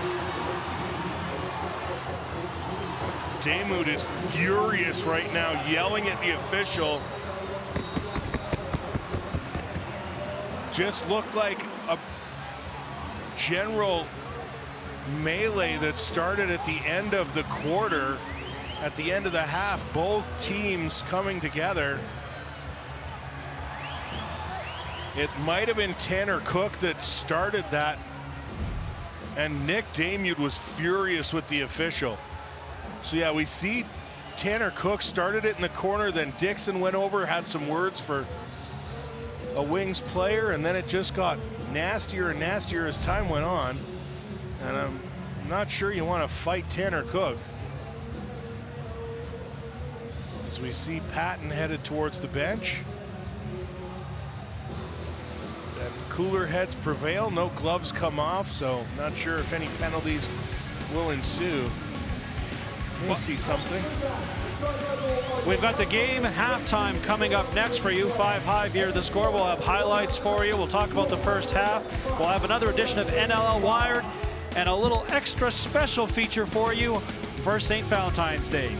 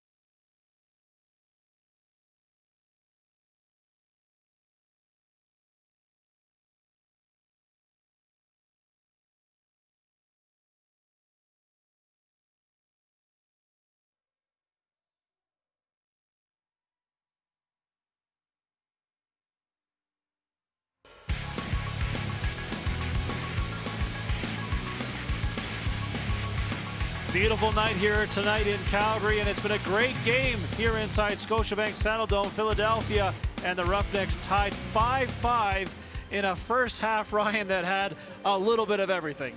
Yeah, reviews galore, a little bit of fisticuffs towards the end of the first half. You could say maybe no love lost between these two teams here on St. Valentine's Day, as we've got a tie game between two teams that desperately have to have it.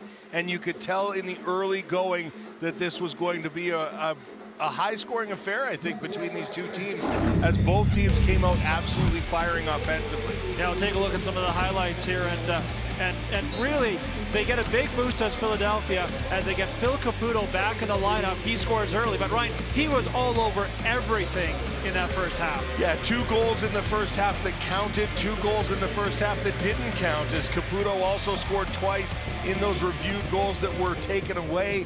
And so Caputo was doing everything he needed to do for his club here in the first half. Now on the other side for the Roughnecks, Riley Lowen was a guy they signed back to this team during the offseason, add some veteran scoring, add some secondary scoring. He had a big half there for the Roughnecks. Yeah, 2 goals and an assist for Riley Lowen as he comes back and adds some much-needed secondary scoring to this Roughnecks team. You can see that quick stick opportunity. That was the first goal of the game for the Roughnecks. And then later on the delayed feed, in that transition opportunity from Leclerc, as he buries it and puts it away. And as we take a look at the stats, Grant, here, we're pretty much even almost all the way up and down the board with 6 face-offs apiece. The Philadelphia is generating more turnovers, though, at 17-11, but the Roughnecks have managed to put more rubber on Nick Damude than the opponent, than the Wings have on Aiden Walsh. At 23-20, Calgary out shooting Philadelphia in that first half. So 5-5 your score here at halftime in a big game for both these teams. We'll be back with more of the game halftime.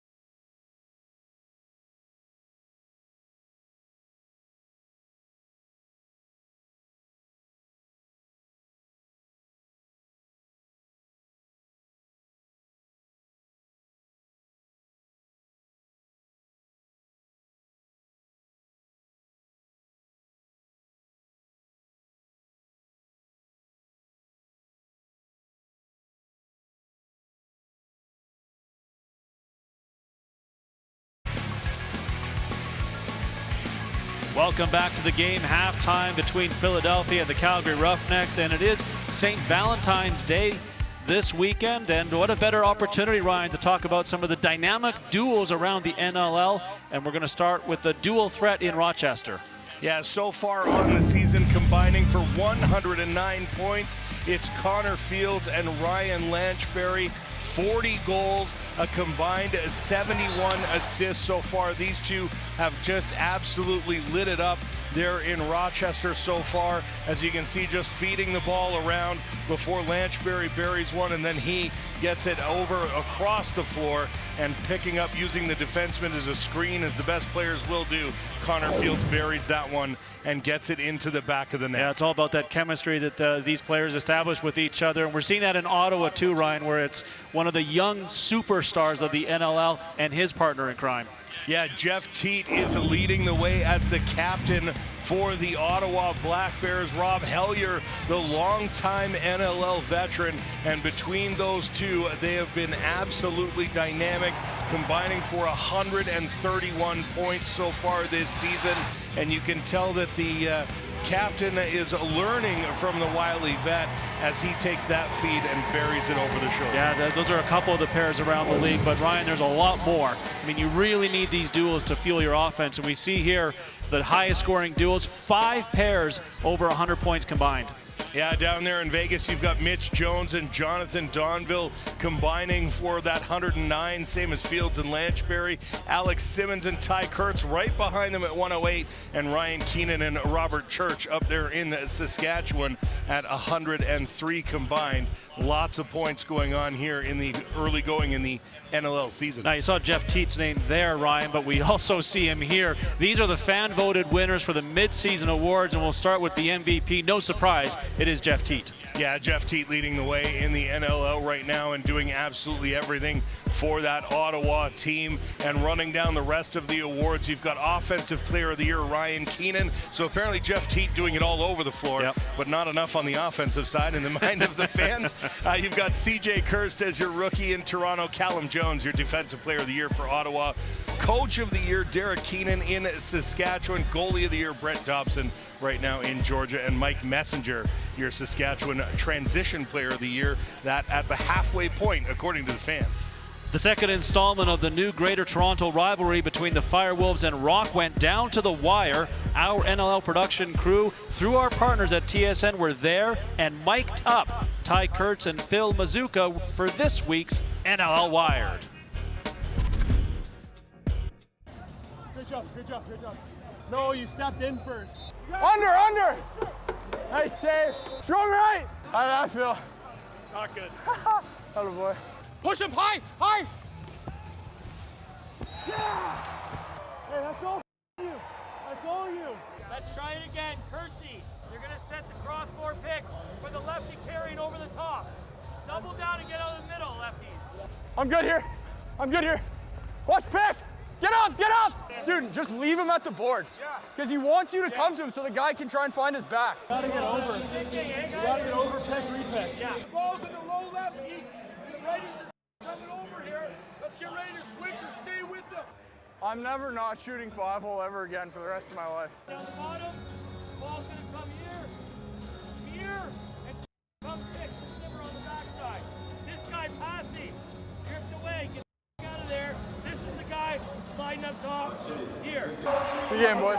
Dude, hell of a game. Yeah, thanks, bro. Lock those guys in. Let's go!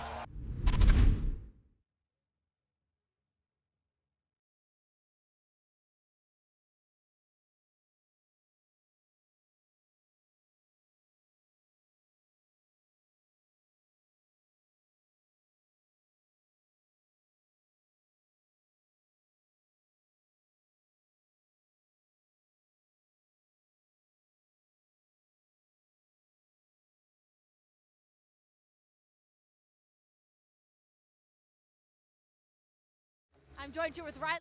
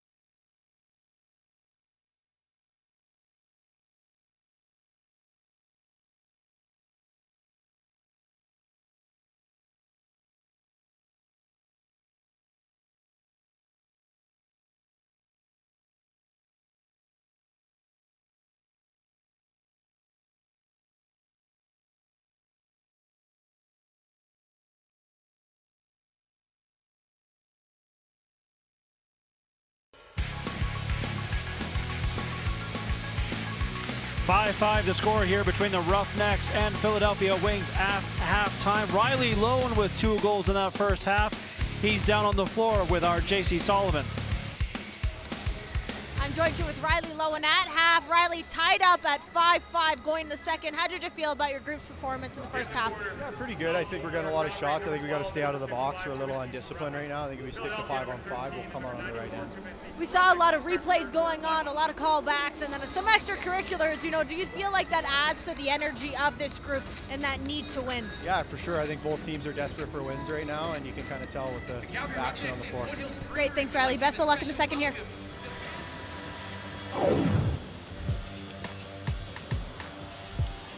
Thanks, JC. Taking a look around the NLL earlier tonight, it was Mitch Jones with 9 points as the Mammoth beat Vegas 13-12. Dane Smith, 6 assists as Buffalo beats Halifax 11-10.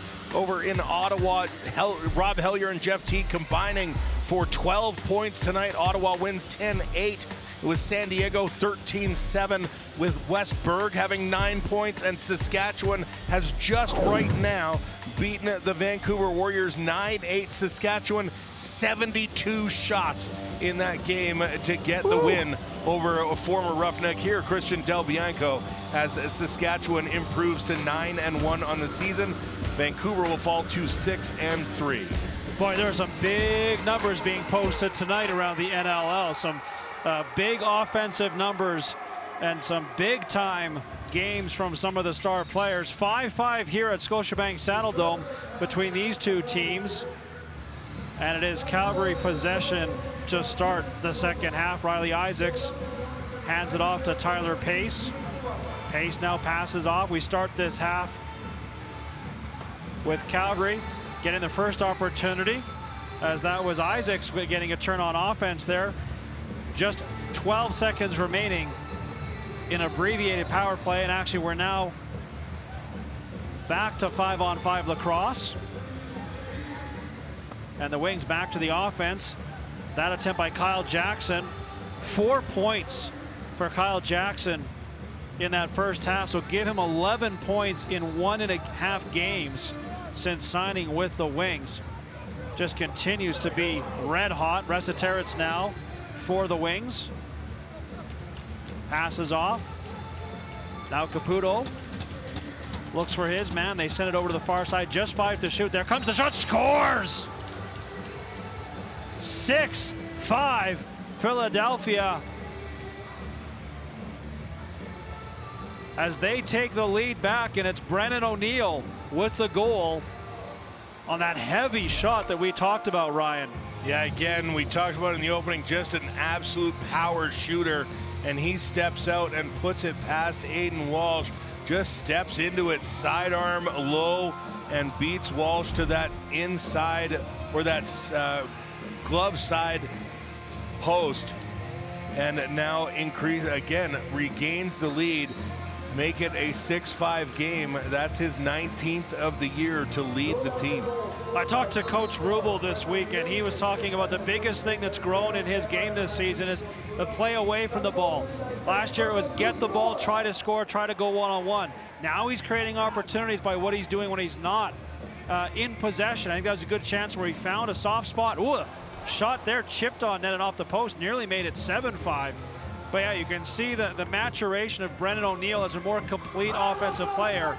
And he is going to be very good for a very long time for this Wings team that now leads 6-5 here over the Roughnecks. Lowen passes off. Challenge flag on the floor again. There's a shot in, scores! Noah Manning with the goal. I don't think that they're going to allow this challenge. The Wings bench emphatically are pointing at the flag. And now they're going to talk it over. And that came well before the goal, Ryan, so I'm not sure what they were disputing. Well, I think they're questioning whether or not it went in on the other end of the floor. Oh, that chip play, yeah. It looked like it bounced off a couple of posts. Josh Sanderson's not happy. Yeah, because I think he's saying they may not have a challenge left. There's been so many thrown So many challenge flags thrown in this first half, I'm not sure. Here's the replay. Off the shoulder. Oh my goodness. Off the shoulder, off Walsh, off the post, off Walsh, off the post. So that one, a lot of bouncing around, but it doesn't go in. And so actually, after seeing that replay, it would be better for Philadelphia not to waste a challenge. Well, but we know that now. But they don't know that upstairs. But what they're arguing is that the play should have been blown dead before the goal was scored, because at that point, the challenge flag was on the floor. So at that point, the shot shouldn't have counted. And the officials are discussing. Here's another look at this. Boink, boink, boink. I mean, that's crazy. I mean, we talked about Aiden Walsh in the first half and said he's had a lot of bounce luck. And this is paying that back in those moments. So we're going to see exactly what the officials talk about here, because they've thrown, like I said, the flags have been thrown as many times as a football game here in the first half. And so I think Sanderson's saying they shouldn't have a flag to throw. You gotta love lacrosse, Ryan. You see something new every game, and tonight has had a number of, call them strange plays. Now the official talking to Sanderson. Sanderson looks exasperated. He's getting a long explanation. Does not look happy at all with what he's being told. Well, I think he's, I mean, this isn't John Boy. I don't know how to read lips at that type of precision, for those of you that enjoy those videos online. Which, by the way, John Boy needs to get into more lacrosse, because there are often heated conversations that he could really help us out with. Let's hear we're not even going to get an official explanation, but there's a whole bunch of guys in the box now. And they still have been since the beginning, since the end of halftime. Yeah. Thank you. But no challenge, no challenge, no review. So it is 6-6. Yeah. And that is tie game. That is Noah Manning's goal. This has been an adventure. I think they had no challenge left to throw. So J.C. Solomon's down. Oh, there's an opportunity on the Roughneck net. So J.C. Solomon's down between the benches for us. She said Sanderson was arguing that the entire thing was a delay of game, that Philadelphia should have been hit with a delay of the game. Obviously, that's not how they saw it, but Calgary happy to get the goal, but that's, Ryan, what he was arguing. He was arguing for the delay of game. And I think at that point, if they saw the flag and called a delay of game, you've got to wipe out the goal. So I think it's to Calgary's benefit too, in that they're deciding to let the flag be picked up because there was a goal scored on the play. So at that point, they're maybe wiping it off like it would be a delayed penalty call, or treating it like a delayed penalty call. Hard to say, of course, from up here.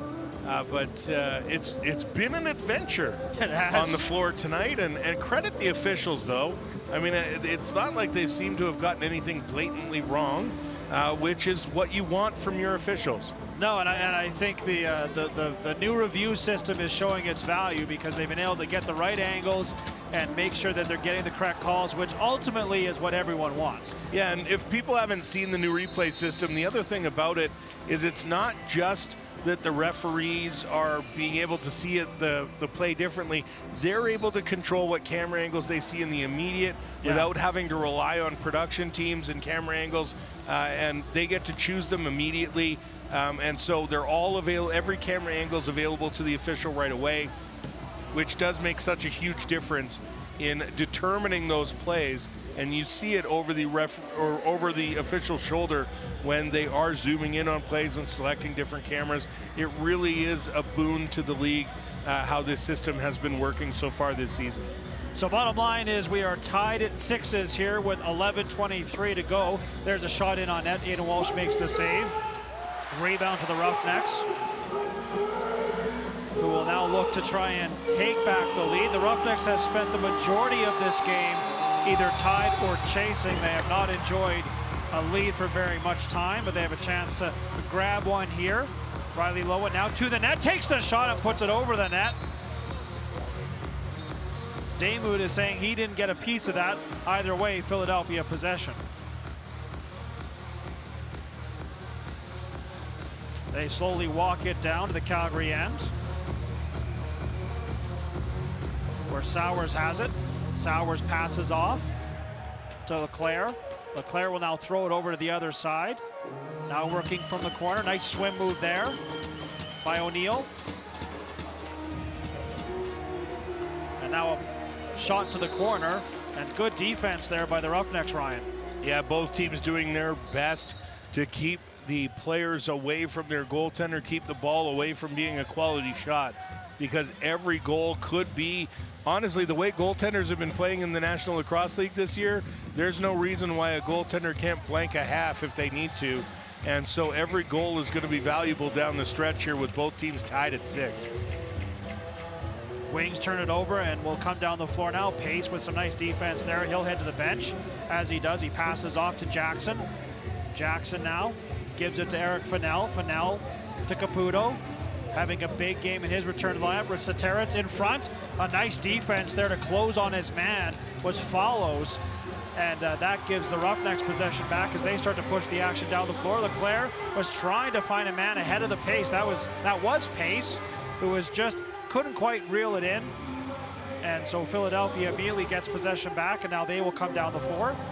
Well, and you knew it was going to be a transition opportunity there because Eli Salama never left the floor. I think he knew immediately his teammates were going to try and put that one in, and so he was able to stay on the floor. Another post there past Walsh, and the Wings get to reset. Yeah, that was Michael Sowers who put a hard shot right off the bar, but they do get the fresh 30. Now trying to set the offense up as it's been a bit frenetic the last little while here. Saterets goes back and forth, has the ball now. Saterets looking at his options, leaning on the defender, steps out, gives it to Fennell. Fennell now to Jackson. Jackson now looking at a one-on-one, tries the swim move. Nothing there as Sykes turns him aside, so it's a hard angle shot. And no problem there for Aiden Walsh. Good defense there by Matt Sykes. If you're going to swim around Matt Sykes, Ryan, that is a big swim move, let's say. Yeah, that's you might need an extra stroke. Now Riley Lowen with it. Lowen, nice pass. There's the shot again over the net. Dixon finds it himself, comes out from behind the net, takes the shot and puts it over the crossbar once again. Lowen can't handle it cleanly. Calgary does have 20 remaining on the shot clock. Plenty of time. Pace now with it. Pace, nice move there by Dixon, but couldn't take the ball with him. And now it's going to be Philadelphia running the floor. Possible numbers down the other way. Patton decides just to let the offense get on the floor. Saterets now takes it from him. And now he just slows things down. Sends it to Fennell. Fennell gives it to O'Neill. O'Neill now with a bit of space. O'Neill now to the slot, passes off. There's the shot wide of the net. Fennell looks skyward as he put it well wide of the cage. And now an opportunity for Pepper in transition. He curls back and gives it to the rookie Manning. Noah Manning with the game-tying goal here.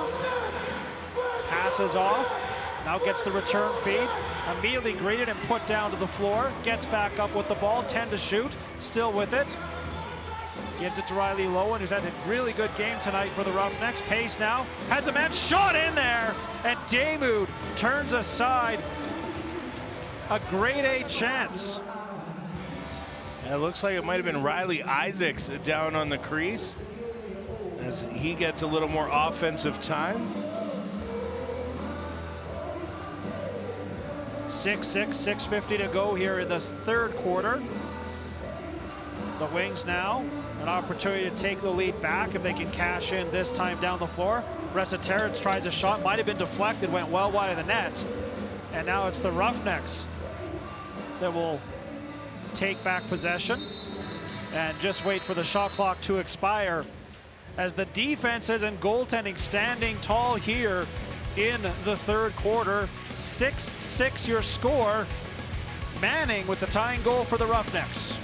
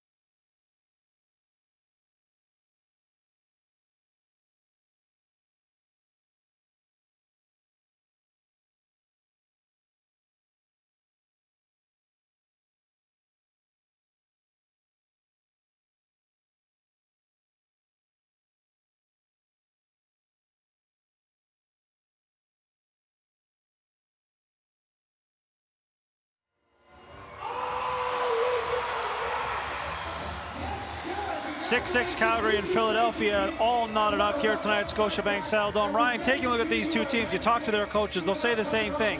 Consistency, putting together the full 60. We can see here both these teams have struggled to close games. Yeah, Philly 16 goals in the minus column. Calgary just 5, and that includes tonight as we take a look here, and we really see, including those numbers, that it's been a problem for Calgary. Again, 4 of their 7 losses this year have included games in which they were tied late in the fourth quarter.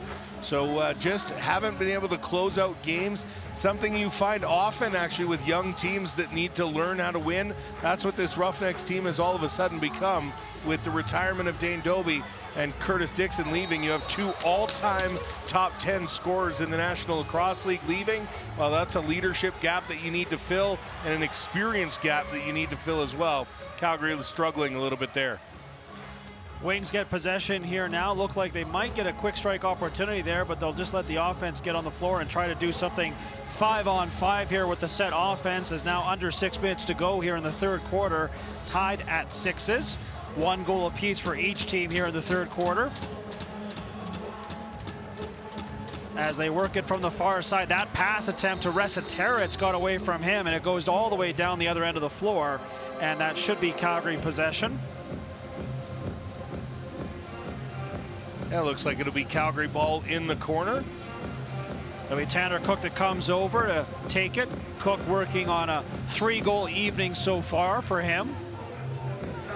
Also has the team's only game-winning goal of the season.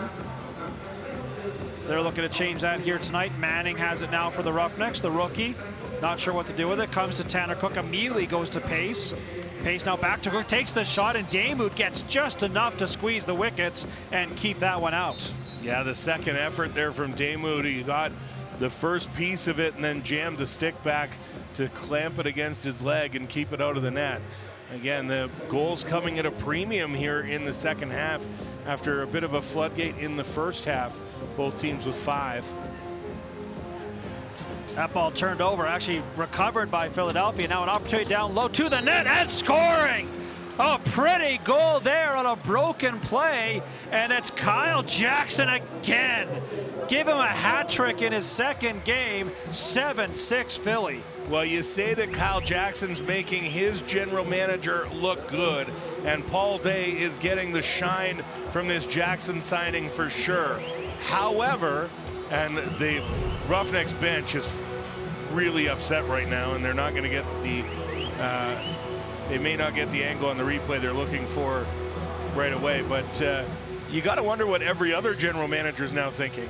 As Jackson's piled up an absolute handful of points here in his first 2 games as a member of the Wings, he could have been on any team. He was available to anybody that he would be willing to play for, and you have to wonder if there weren't teams out there that made that showed interest that might not have worked out for Jackson, but Jackson has certainly worked out for the Philadelphia Wings. Well, I talked to Coach Rubel about him, and he said, well, we knew what we were getting. We know the player. We know him well. And secondly, you get 3 things from Kyle Jackson. You get athleticism, you get speed, and you get IQ. And he was like, whenever you can get a player with those 3 things, that's gold. And yeah, I don't know what kind of award you give for a mid-season signing that this impactful, but it definitely goes to Kyle Jackson. Penalty upcoming. I believe a penalty might be upcoming here to There is a penalty against Philadelphia, but it was an over and back call against Calgary. So Calgary will go to the power play once again, chasing in this one as they're down 7-6, 4:03 remaining here in the third quarter. Calgary to go up a man and try and tie things up. Kyle Jackson, though, again, beautiful goal. Give him the hat trick. Give Philly the lead.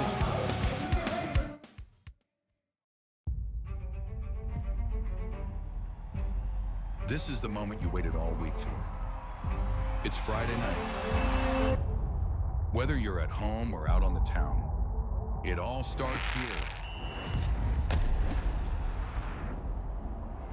No, he didn't! The weekend starts here Oh, what a move! with NLL Friday night on TSN.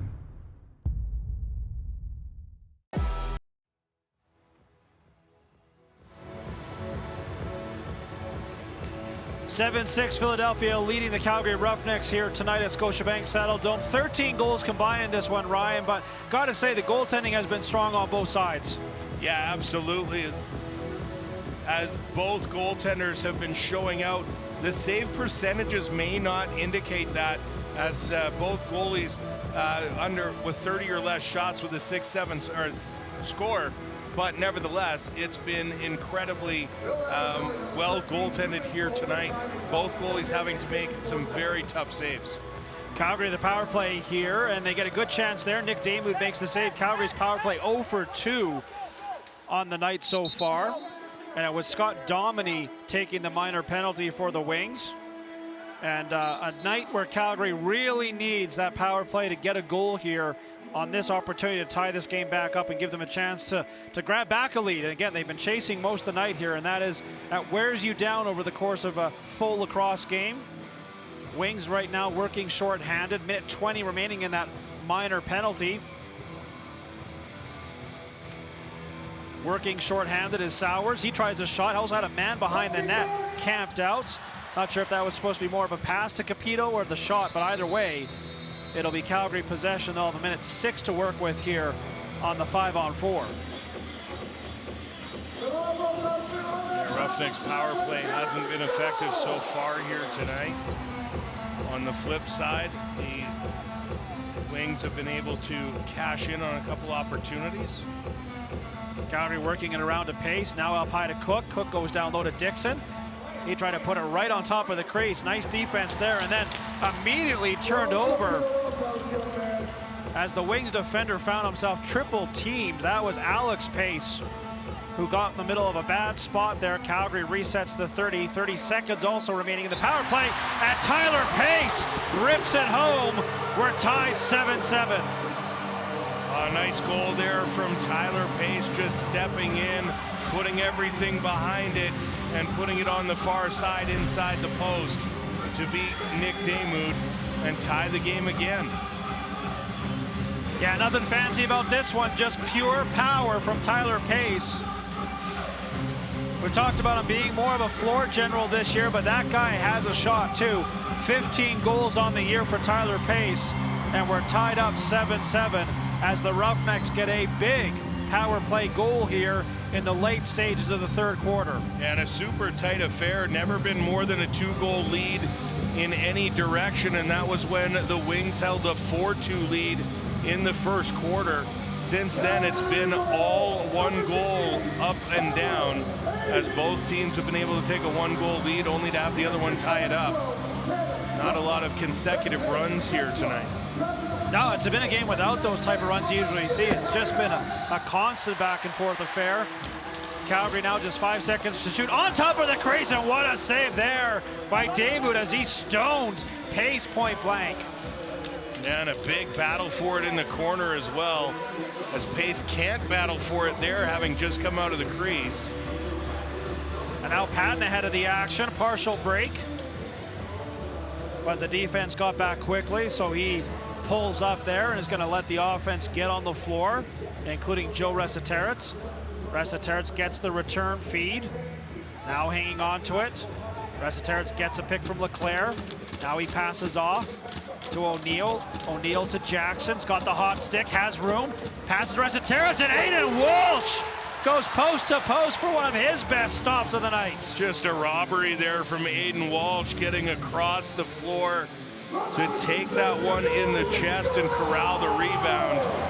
Again, you can feel the urgency from both teams here, who know how big a win is to their season's hopes. Now Pace to Maillet, back to Pace, over to Lowen, and a post-to-post save this time from Damewood. Reset to 30 for the Roughnecks though. Opportunity here for Lowen as he scoops up the loose ball to Pace, to Dixon, he scores! Hayden Dixon in tight, 8-7 Calgary. Well, what a goal here from Hayden Dixon, who steps in and gets his 100th goal of his career. with just a phenomenal play, a great pass across, and Dixon finds himself with room on top of the crease, goes flying across the goal mouth and puts it in to take a lead for the Roughnecks with 42 seconds to go here in quarter number 3. Face-off battle controlled by the Roughnecks as they're now feeling it. The first chance they've had in a while to really grab the momentum of this game. 2 straight goals here have given them a late third quarter lead, now down to under 30 seconds. Cook now with the ball for the Roughnecks. Jogs it down to the corner area. Stops there, hanging on to it. Now in front, Manning is absolutely robbed by Nick Damoud to keep this one close. A triple stick fake on Damoud, and nonetheless keeps it in, and now a turnover and a late shot. And Damoud makes one more save, although I think time might have expired. And that was Lady. What a quarter from Lady. That was Lady who laid out Joe Resetaritz and nearly had a chance on the yawning cage. Woo! What a game here tonight in Calgary. 8-7, the Roughnecks lead. We'll be back with the fourth quarter coming up next.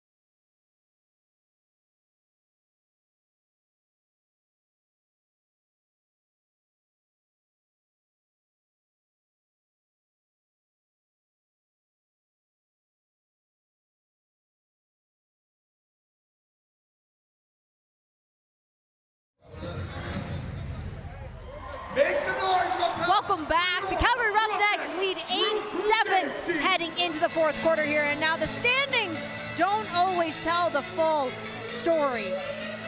1-7 on the season, but when we take a closer look, just last week against Ottawa Black Bears, the Roughnecks trailed 6-3 at half, and then came out and outscored Ottawa 6-5 in the second half. And you go back to the home opener against Vancouver as well, and that game needed overtime to decide the final. And again, against the Toronto Rocket, it came down to the fourth quarter where Toronto edged Calgary just by 1 goal. This team is right there. The pieces are in place, and now it's about confidence and finding a way to finish games in the fourth. Thanks, JC. Yeah, they have a chance here. They're up 8-7 here, heading into the fourth quarter, but Philadelphia in the same boat. Both these teams are desperate for this win. It is must win for both these clubs, and this one is in for a heck of a finish here tonight, Ryan. Yeah, and we've got another whistle here, trying to figure out what's going on. Referee coming back out of the penalty box. The timekeeper's area. The clock didn't start, so that might be the problem. Oh, okay, yeah, that's. I think they're just going to redo the face-off, which of course Calgary's not happy about because they won the face-off. But it also looks like there's frustration from Philadelphia's side as well. I'm not sure why that is. So Philadelphia's campaigning for a face-off, and I think that's what we're going to get. Yeah. And that's probably best. Face-off battle has been good tonight. Bo Columbus, who came into this game with winning just 33% of his draws, going up against Justin Anasio, who's won nearly 2/3 of his draws, and it has been a battle all night long between these two players.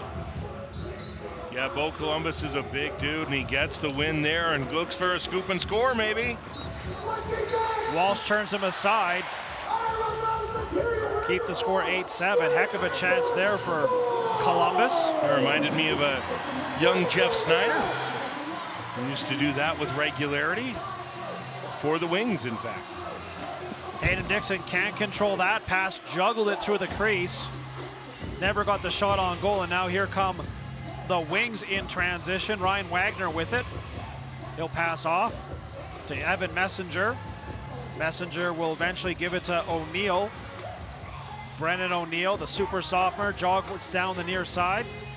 Now looking to pass the ball. Hanging on to it now, 7 to shoot. Goes all the way over to the other side. There's the shot, bounces well wide of the net. And that'll be a 30-second violation against Philadelphia and possession back to the Roughnecks. Yeah, again, just 2 goals scored in that third quarter for the Wings, 3 for the Roughnecks. And goals at a premium here tonight with the performances of both goaltenders. Now Tyler Pace with it. Pace hangs on to Dixon. Dixon passes off. There's the shot by Maillet. That goes wide of the net. Actually, I think it got a piece of the net, or potentially Damewood got a piece of it. Either way, the shot clock resets. A fresh 30 for the Roughnecks as they lead 8-7. Hayden Dixon goes over to the far side to Riley Lowen. Lowen now comes back to Dunbar. 13 to shoot. Dunbar with a bit of room. Dunbar tries to go around the defender, goes behind the net. Stuff attempt, and a nice save there by Nick Damewood. Hayden Dixon was trying to stuff that one in and just unable to get it past the Philly goalie. Keeps it a 1-goal game. Now Kyle Jackson has it. Gets the return feed. Jackson now gets a pick. Bit of room. Jackson hangs on. Now eventually passes off to Sowers. Sowers goes down to the corner. There's the shot attempted. A big hit thrown there. Just as Sam LeClaire was getting rid of that ball, he got creamed. Looks no worse for wear, though. Now the Roughnecks would love some insurance here, leading by just 1. They've never led by more than 1. Manning has it. Was looking to go back to Pace, but he was on the turf. That shot wide of the net and into the crowd to give Philadelphia possession back, and another opportunity for them to tie the game. Yeah, Dunbar looking up towards the heavens on his way to the bench, hoping for a better effort there. And so now the Wings looking to get back on even terms here. O'Neill, near side. Passes off. Curling off his man was Fennell, eventually passes off. Walsh makes the same. Rebound is available, but chipped to the corner where Eli Salama takes over for the Roughnecks. Salama playing in his 100th career game tonight. Will now go to the bench. Hayden Dixon out there. Braden Maillet as well. Comes to the corner to Tyler Pace. Pace now. Gets some help from Hayden Dixon, hangs on, takes the shot, rebound is there, but Dixon all over the crease, and that'll give Philadelphia possession back. Just the tension on every shot right now has to be felt by both benches, as it's too early to say that their seasons are on the line. But at this point, you know, you got to think that you're not much better than 500 to get into the playoffs. And an 8th loss would do damage to both of these teams' chances. Now Pepper to the net, can't take the ball with him. Great defense there by Evan Messenger as he got just enough as Pepper was going around him to turn aside that chance. Now the other way, that shot goes wide the net as the Wings were looking for the transition opportunity. But well, it looks like, yeah, I was about to say Walsh did get a piece of it as it's still Philly ball. And they get the set offense out there. Fennell calls for it, gets it, takes the shot, misses the corner. rebound to the corner. The Roughnecks have it there, but it's going to be a battle to move it out of the corner.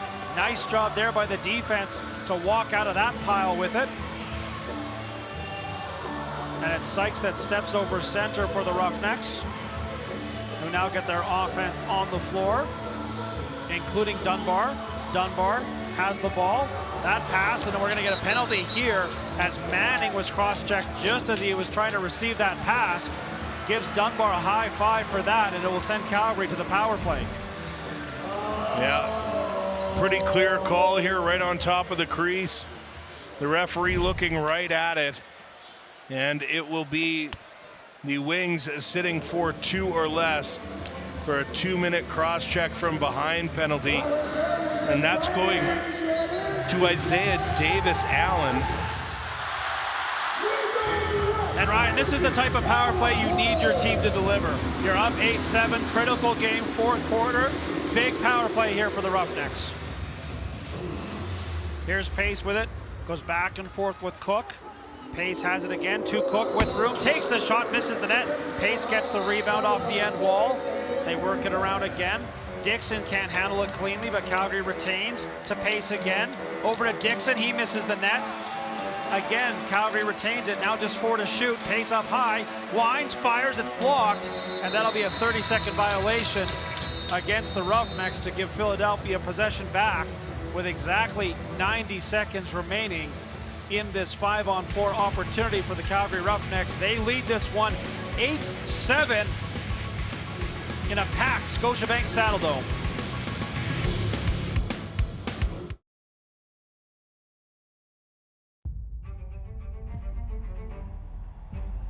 This is the moment you waited all week for.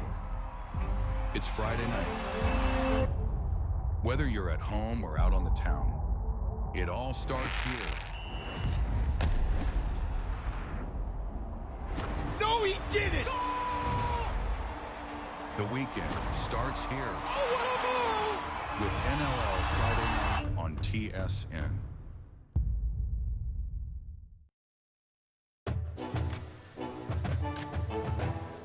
The NLL on TSN Plus and ESPN Plus is brought to you by Hotel Planner. Travel smarter with exclusive NLL fan discounts at nll.hotelplanner.com. And by StubHub, your home for tickets to the speed and intensity of the NLL.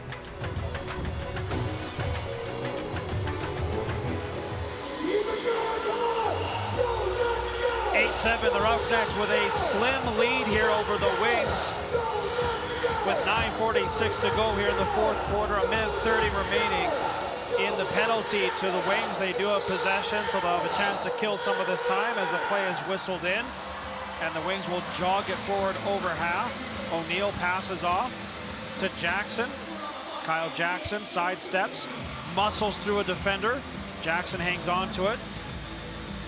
Now with 15 to shoot. Still hangs on.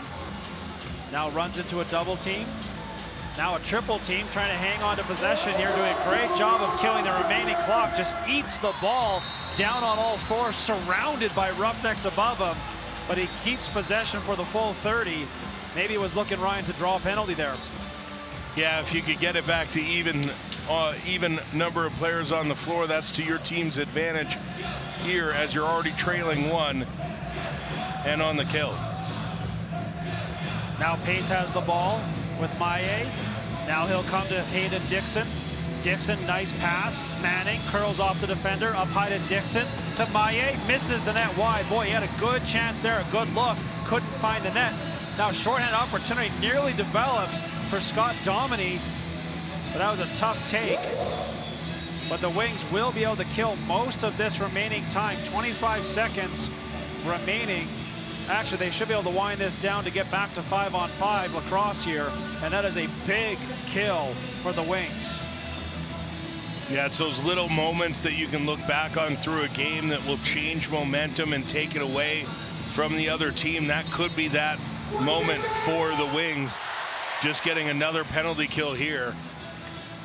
Nice short-handed opportunity there as well, nearly cashed in right at the tail end, as that was Michael Sowers going hard to the net. Nice save there by Aiden Walsh. Now Dunbar has it back to 5-on-5 lacrosse. Now 8:08 to go. There's a shot in. Rebound is there. Scores!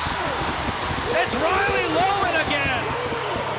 And Calgary has a 2-goal lead. It's 9-7. Well, we were talking earlier about a young team needing their veteran presence to step up and get the job done. And that's what Riley Lowen has done here tonight. Nick Damude making his best kicking effort at that save on the rebound, but unable to keep it away from Riley Lowen, who buries it for his 3rd of the game, his 11th of the season, and make it 9-7 Calgary with 8 minutes to go here in the Rough House. Yeah, it is a big night for Riley Lowen. 3 goals, 6 points, Ryan, as he has come to play tonight. And a big reason why the Roughnecks now lead this one by 2 for the first time in this entire contest. And they have possession as well. Matsuoka passes off as he goes to the bench. Tanner Cook's going to wait in the corner for reinforcements. To Lowen again, and what a save there by Nick Damude to keep this one tight. Yeah, trying to go back to back. You find the hot stick and you make sure that they can get it. And so far, 6 points for Riley Lowen, as you mentioned, Grant, a game high here with 7.5 to go. Now 10 on the shot clock for the Wings. Shot from well outside, just kicked out there into the high slot though. Jackson has it, closes in to the net, takes a shot, and Aiden Walsh with another big save. Rebound is there, ball is loose. Who wants it? Walsh is digging, everyone's digging. Just a pile of bodies right on top of the crease. I have no idea where the ball is. And I mean, it's a rugby scrum at this point. And I mean, now, you still don't know where the ball is, and there it finally pops loose and gets kicked towards the corner. But interesting that there were a couple Wings players you could see making body contact with the crease and not whistled down. But maybe difficult to tell because, of course, they can be in there as long as they don't have possession of the ball. Well, and then how do you tell who's was the last in the crease? And I mean, that was just a mess down there. Calgary eventually comes away with the ball. It's Pace with it again, 6 to shoot. Now he gives it to Cook. Cook looking for a step. Cook to the net, takes the shot, and puts it over the net on the bounce attempt there, and that'll be Philadelphia possession. Now time's starting to become the enemy of the Wings here as we're down to 6:13 remaining. Plenty of time for them, but they're going to have to start cashing in. It's O'Neill now for the Wings. Looking at a one-on-one, shakes off the defender, takes the shot and scores! Brennan O'Neill just leans into one and makes it 9-8. The Wings back to within 1. Wow, what a goal here from O'Neill again. We talked about that power, that hard shot that just steps into the lane and fires it and beats Walsh 5-hole. Not often Walsh has been beaten clean like that tonight. And that one, a big one for the Wings as they draw within 1. And for Brendan O'Neill, you can give him his 2nd of the night. And his 20th of the season.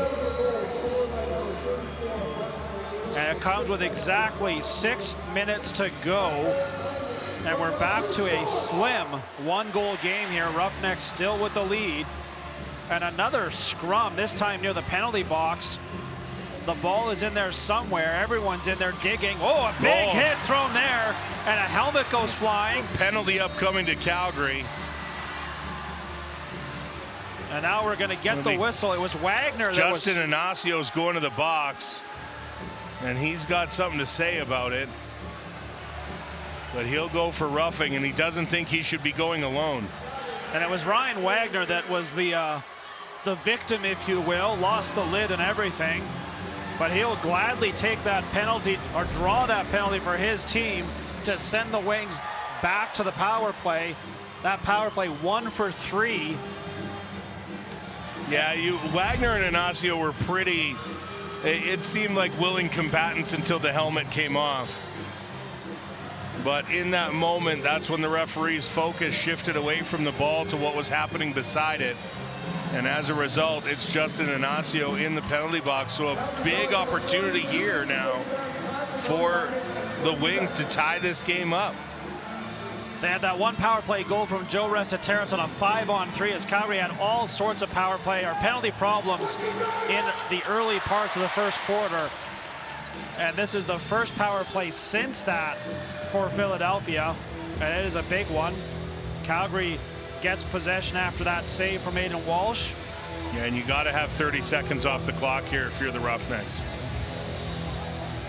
Pace creating some space for himself. Now just walking it slowly back. Now 5 to shoot. Sends it across. What a pass! And oh, a great opportunity. Maillet put it over the net after a wonderful feed from Tyler Pace. Braden Maillet has been all over tonight, just unable to get it into the net. And hearing it a little bit from his coach, I think, too, as they may not have thought that they got enough off the clock, or not sure what the anger was there, but Maillet just unable to score tonight.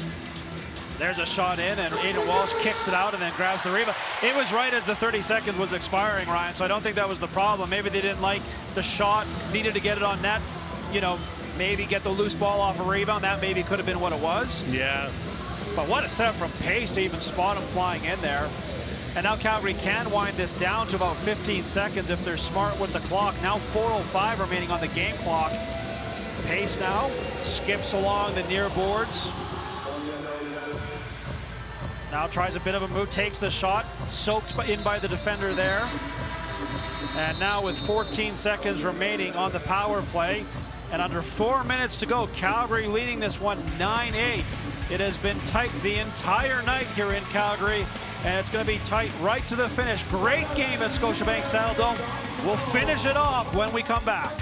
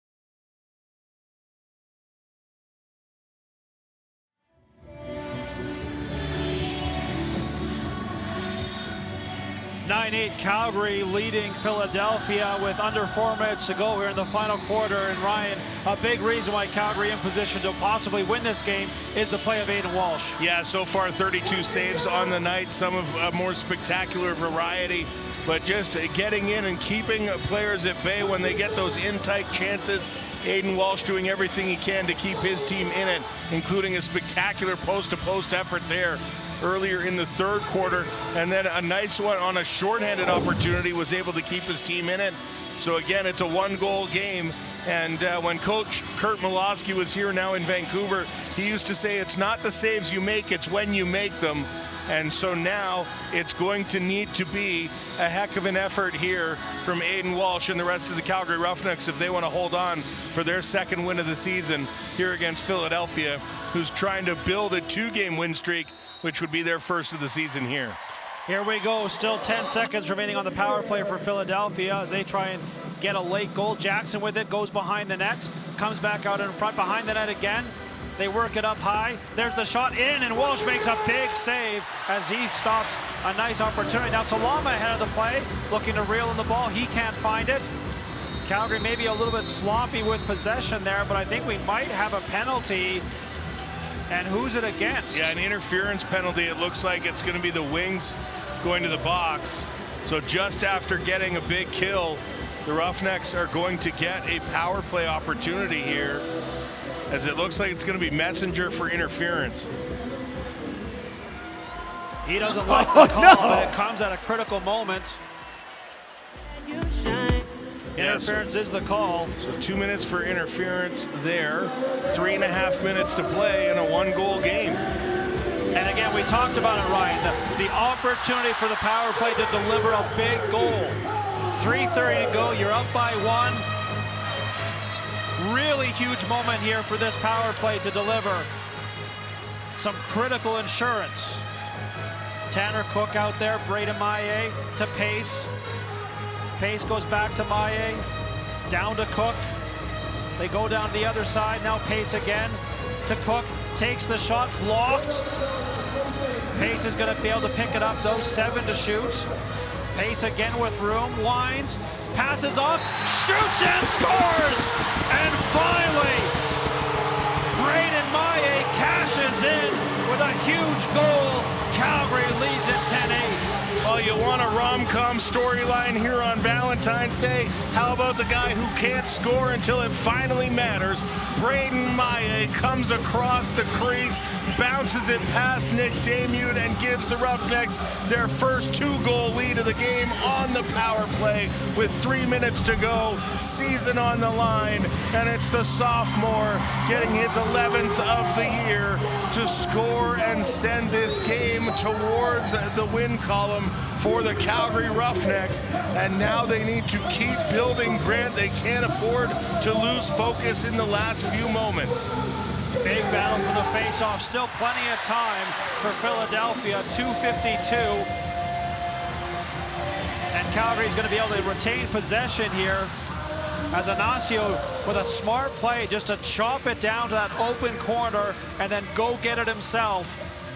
And now time is indeed the enemy for Philadelphia. 2:34 to go here. Hayden Dixon with it for the Roughnecks, who are seeking their first win here at Scotiabank Saddledome this season in front of their home fans. Dixon shakes off a check, takes the shot, and just getting enough of it was Nick Damute. He had to take a look behind him, but he did get enough of it. And now 2:13 to go. It's Philadelphia's gonna have to act quickly. There's the shot and scores! Patrick Foley, as the seas parted for him, and he took the shot and made no mistake. 10-9, we're back to a 1-goal game. Well, it just proves you can't leave anybody alone here in the National Lacrosse League.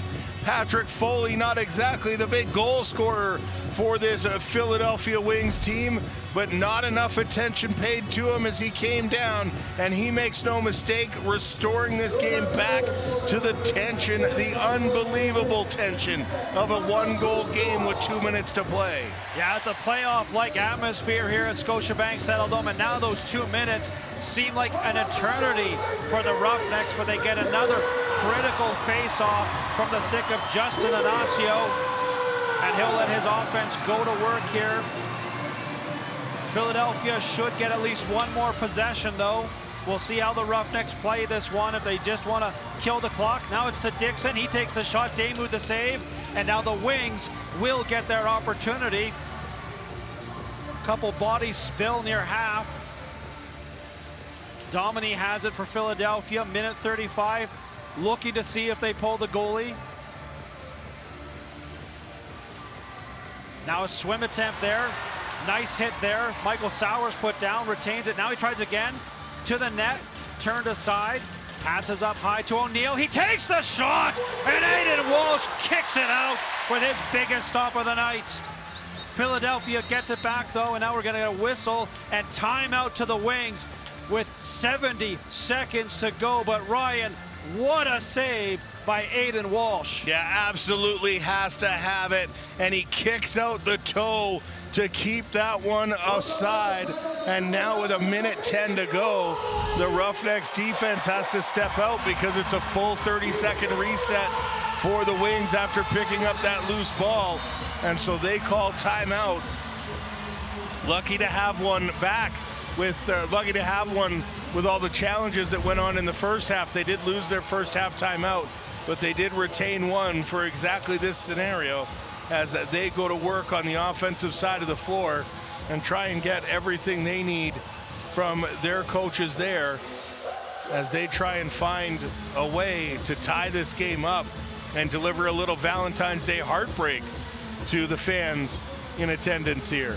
See Troy Cornely, the assistant coach, handling things for the defense on the Roughnecks bench. Philadelphia drawing things up over on their side.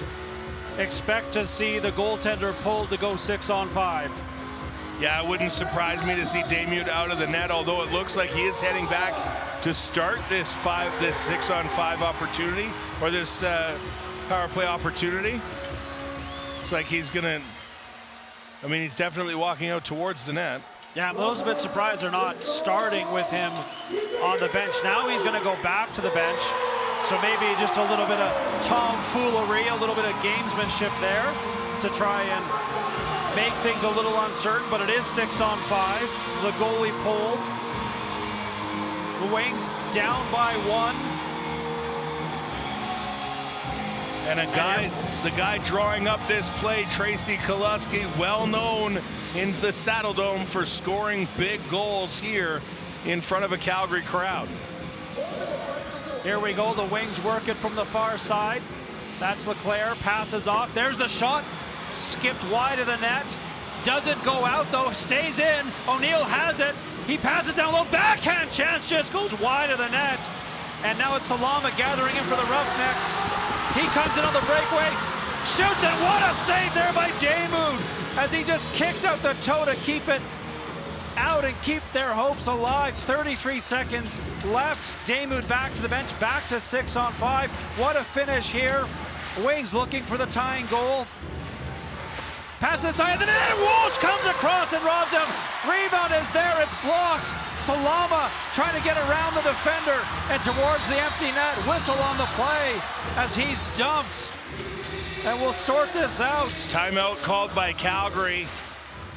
As they saw Salama was about to get mugged, they wanted to make sure that they kept possession of the ball with just 11 seconds to go. And running down into the crease to celebrate early with Walsh was Pepper, just running down to give his goalie a tap on the head. Well, what a couple of saves in that late stages. You had Nick Damude keeping things alive for his team, stopping Eli Salama the breakaway, and then that save right there, potentially a season saver, Ryan. Well, and not the least of which was also Salama getting the stop there and picking off that shot attempt as Walsh was trying to get back to the net with the net offline. And you see Josh Sanderson on the Calgary bench giving instructions on how his team has to manage this last 12 seconds. And it will be Calgary possession when it's whistled in. 11.9 seconds remaining to be precise. What a game. 10-9 Calgary leading. Shots on goal 43-43. About as even a game as you can have. And both teams needing it badly. Calgary in position to get the victory. And Damude on the bench. Damude on the bench. They've added some time back to the clock. Now 15.7 seconds left. Josh Sanderson, I think, isn't happy about that or not happy about something as he is barking at the officials. Well, I think he's saying they have to give him space on the reset. And it's Hayden Dixon that's going to get the ball from the officials. And again, Damude is on the bench. So Philadelphia looking to create a turnover here. Dixon's a handful. He takes the ball, runs into the double team, runs through the double team. Now he's pinned. 10 seconds remaining. Ball is loose for a moment. Philadelphia trying to recover it. They just chop it ahead. Calgary recovers it near center. Big hit near the bench. And the time expires. And the Roughnecks get their first win at Scotiabank Saddle Dome. And now some rough stuff. Oh boy, here we go. Fight starting. Tanner Cook is in a wrestling match. Couple other ones towards the bench. Aiden Walsh is in the mix there. Nick Damude is barking from the bench as well. If he's on the floor, which he is now, that could be problems for the Philly Wings down the stretch as players from both teams now, there's far more players on the floor than should be at this time of the game, and that may end up getting reviewed later by the National Lacrosse League. So now it gets a little feisty, but there's 7 or 8 guys from both teams on the floor. So we'll see if anything comes from that. And now Aiden Walsh getting all sorts of fist pumps and chest bumps from his teammates. That's his best game as a Roughneck. Absolutely. And this home team giving him the ovation. This is a fan base that has seen Christian Del Bianco, but tonight, Ryan, maybe the night that Aiden Walsh just grabbed the Roughnecks net. Yeah, absolutely. I don't think he was ever in threat from a backup, but when you come into a team and you get off to that 1-7 start, it becomes a big deal to get out and get a win like this. 10-9, some massive saves down the stretch to keep his team at bay and send all the fans home happy. Taking a look at our 3 stars of the game, brought to you by TFL. The first star, Riley Lowen, 3 goals, 3 assists on 7 shots. Kyle Jackson matched him in the goal department on the flip side with a hat trick of his own to go with 2 assists. And our 3rd star, which we should have mighty upgraded as the game continued, was Aiden Walsh, who made 32 saves, most of a spectacular variety down the stretch to get the Roughnecks' 2nd win of the season. That should move them ahead of Philadelphia in the standings and give them a shot tomorrow night against the Georgia Swarm of putting together a win streak here in front of these home fans. Yeah, absolutely, and a chance for them to take 2 wins in 1 weekend. You can't do that if you don't get the first one. They get the first one here tonight, largely thanks to Aiden Walsh, who had an amazing game, particularly in that 4th quarter. Riley Lowen also a huge game, and really got to give Philadelphia credit too. I mean, both these teams tonight, Ryan, really brought it. Absolutely no question about how badly both these teams wanted this win. Yeah, absolutely. I think this is the best the National Lacrosse League has to offer when you see a game like this and you see both teams absolutely leave it on the floor.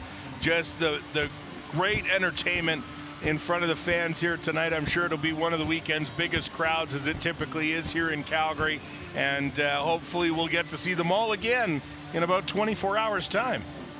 Yeah, well, let's do that again, because that was fun tonight. Heck of a game here, and the home crowd goes home happy as Calgary gets their 2nd win of the season, 10-9 over the Philadelphia Wings. And again, though, the Roughnecks might need to run the table here down the stretch, and they have another big one tomorrow night as the Georgia Swarm will be in town. They're already in town, in fact. Not sure if they're here tonight watching. They're watching, I bet, somewhere and preparing for that game. And I believe now we're going to go down to the floor. JC Solomon down there with the star of the night. JC. Well, the Roughnecks take a 10-9 win over the Philadelphia Wings tonight, and a big part of that was goaltender Aiden Walsh. Aiden, what was going through your mind in those final moments of tonight's game?